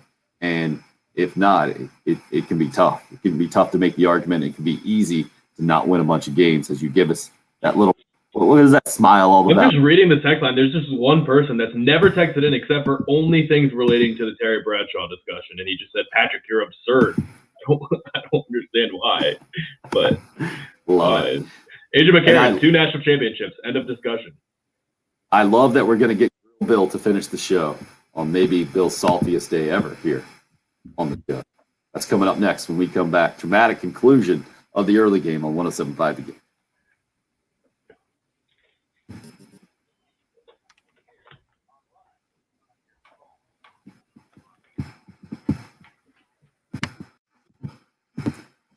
Yesterday it happened, guys. It's when when you have the lender that you need moving forward. And I'm talking about Buford Lending. I totally recommend that you give Benji Getzi and his team a call, because yesterday was that day when I needed some help from a lender immediately. And it getting back to me quickly was very important to the situation we were in. I told you guys we got the number 3 child on the way, which has made things a little extra tight around the house. So thinking of upsizing, moving here recently. And that's what I needed to hear back from Benji Getzi. He picked up the phone immediately, got back to me immediately, and it was exactly what I needed from him. And Benji and his team down at Buford Lending, they know that you might have a relationship with a prior lender. They don't recommend that you completely cut that off and only talk to them and the whole thing. All they ask is that you give them a call down there. Let them show you what they can do for you and put them in the mix when you're thinking about maybe refinancing right now. The market is fantastic for that, obviously, or you're looking into a new mortgage situation. Benji Getzi and Buford Lending, the team to call. Their 25 years of experience can get you the best numbers. I can personally attest to that. The numbers that the Buford Lending team has come up for me, absolutely fantastic. The number to remember right now, 843-524-2404. Buford Lending, 843-524-2404.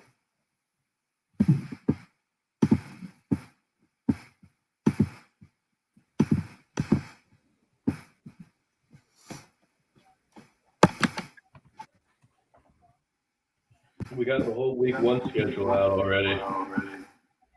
The whole week what? Week 1 schedule is out. The NFL? Yep. So they teased it. They teased you with just the week 1 schedule. I forgot that's tonight. Yep. We got the Chargers. So Craig is very interested in the boat that you got. You care to give out the details? I've never heard of the boat he was asking about, the Chaparral, maybe? Chaparral. Is that Oh, sorry. not a I was pontoon? looking just to make sure I didn't. I got a 23-foot Stingray with a 5.0 Volvo engine in it. I went to Mid Carolina Marine. They ended up giving me. I wasn't going to buy a boat, but they gave me. It was an incredible deal because I knew the guy over there. I mean, like it was kind of one that I just actually could not turn down. And I'm waiting to hear back from our boys. I talked to Brian Jeffcoat yesterday. I called him to get the insurance. I need to hear from them today. I actually would prefer to hear from them in the next 12 minutes in case the boat something happened. The dock I'm on is I'm not in a very good slip. It's right there. It's not protected at all. It's being crushed out there. Not a nice down the lake. But yeah, I'm excited. I got to relearn how to drive it. I'm used to driving pontoons, and this handles so much different than a pontoon, which was kind of interesting the other day. So is this technically then a fishing boat? No, it's a deck boat. It's I'll be able to tow the kids. It's a 2009. It had 177 hours on it. I'll say it retailed for $6,000 more than I bought it. The payments were way less. I wasn't going to buy a boat, and it really was an incredible deal I got. But yeah, it's a nice boat. I'm excited about it. But no, it's not. I mean, I guess I could fish out of it, but it doesn't have rod holders, or it's not that kind of boat you go on. If Ansley spills a box of Cheetos on this one, I will not be particularly excited. But they'll have fun on it. They'll have fun. It's got enough room. It's got plenty of horsepower. It's got a swim deck on the back.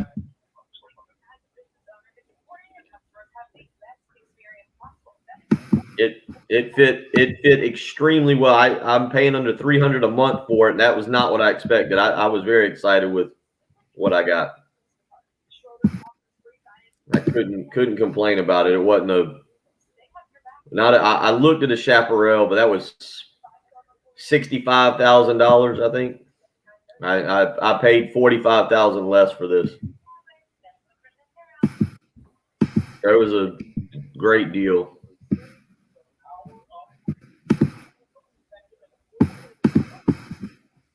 Sam Darnold versus Zach Wilson week 1 is going to be pretty sweet. Oh, really? Mm-hmm. Yep. Jets and Panthers.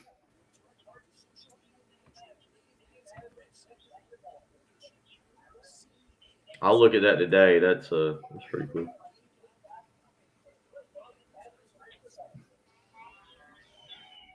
Tim, I'll ask you off air. All right. Well, I'll go ahead. Have you thought about Memorial Day I have. as a programming note? I have, and I don't. Yeah, we'll talk about it more off the air. I don't know which way to go there. Does that coincide? What does that coincide? The SEC weekend, SEC baseball tournament?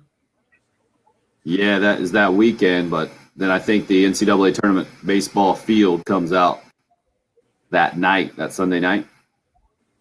Wow.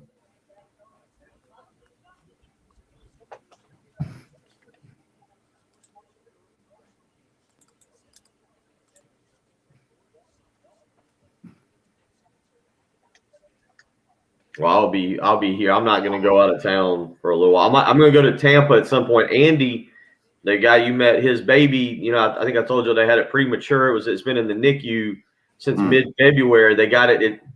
Little boy's up to 7 pounds. They're hoping to bring it home in June. So he's in the feed and grow stage. That's awesome. Yeah, Andy's getting they tried to drop it down. I talked to him yesterday from the level 1 oxygen or whatever, the breathing cord to they tried to drop it level 2 to level 1, and he didn't do well, so they had to bump him back to level 2. So I'm going to try and go to Tampa in June. That's awesome. We're actually about to head back in, and Josh is ready. Okay. Steve, still all over you, Patrick, about Terry Bradshaw.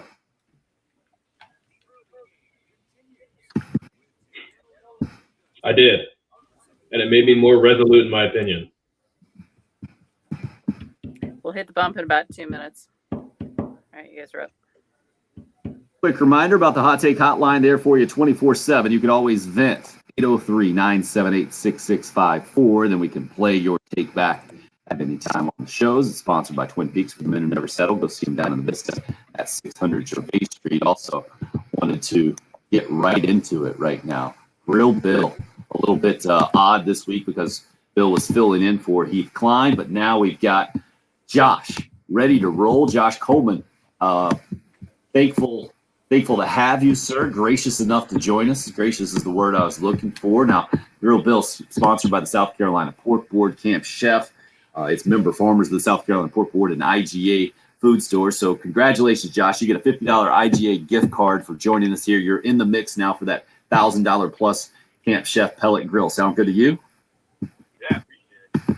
Absolutely. Let's get into it right now. We don't have a ton of time, so go down your list. The floor is yours, Josh, and Bill, good luck. Thank you. Great. Ready to go. Good. So, I'm no parent. You know, we had Mother's Day last weekend. We got Father's Day coming around the corner. So my first question for you is, how can I talk to the kids about USC maybe being good again at football? Wait, your kids or whose kids? I don't have kids, but you know, just hypothetically. Hypothetically, you gotta show them Indiana Jones. You ever seen the movie Indiana Jones and the Last Crusade? I believe it is, where he's trying to walk across the final phase before he gets in to find the Holy Grail, and he has to take the step, and he doesn't know if there's going to be a stone there to step on. You got to show him that scene and say, son, daughter, that's where we're at in life. We're just taking a blind step, hoping that Shane Beamer is there to catch us and that we're going to be very good one day. It's a little chance aspect to it. Yes. Yeah. Okay. It's, you're taking a risk. You could fall flat on your face and it'd be painful. Okay. Second question. My son comes home from school saying he wants to be a Clemson fan. His friends at school were talking about it. How do I punish him? How do you answer that question? Put an orange shirt on him and say, son, do you think you look good wearing orange? 45. Look awful. They're going to make fun of you. Don't wear an orange shirt. It never works. And purple's worse. That's perfect. I'll set him up with that. All right, third question. He still wants to be a Clemson fan. What are some easy ways to have fun alone outside of the house? 30. By himself? Give him a ball and a cup. Give him you golf. Get to golf. Go start playing golf. Wise words. Bill. Sorry to cut you short there, Josh. Appreciate you participating. Congratulations on winning. That's Grill Bill, sponsored by the South Carolina Pork Board. Its member farmers, IGA food stores, and Camp Chef Pellet Grill. That was something. Thanks for listening to the early game. That's good. WNKTFM.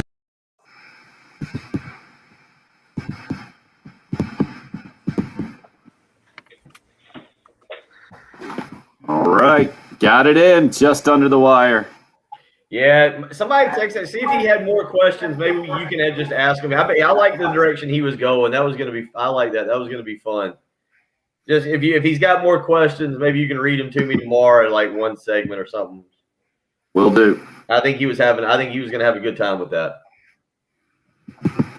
Hope you have a great day as well. Thanks for all your help today, ladies and gentlemen, on the old live stream. Enjoyed it. We'll see you in the morning.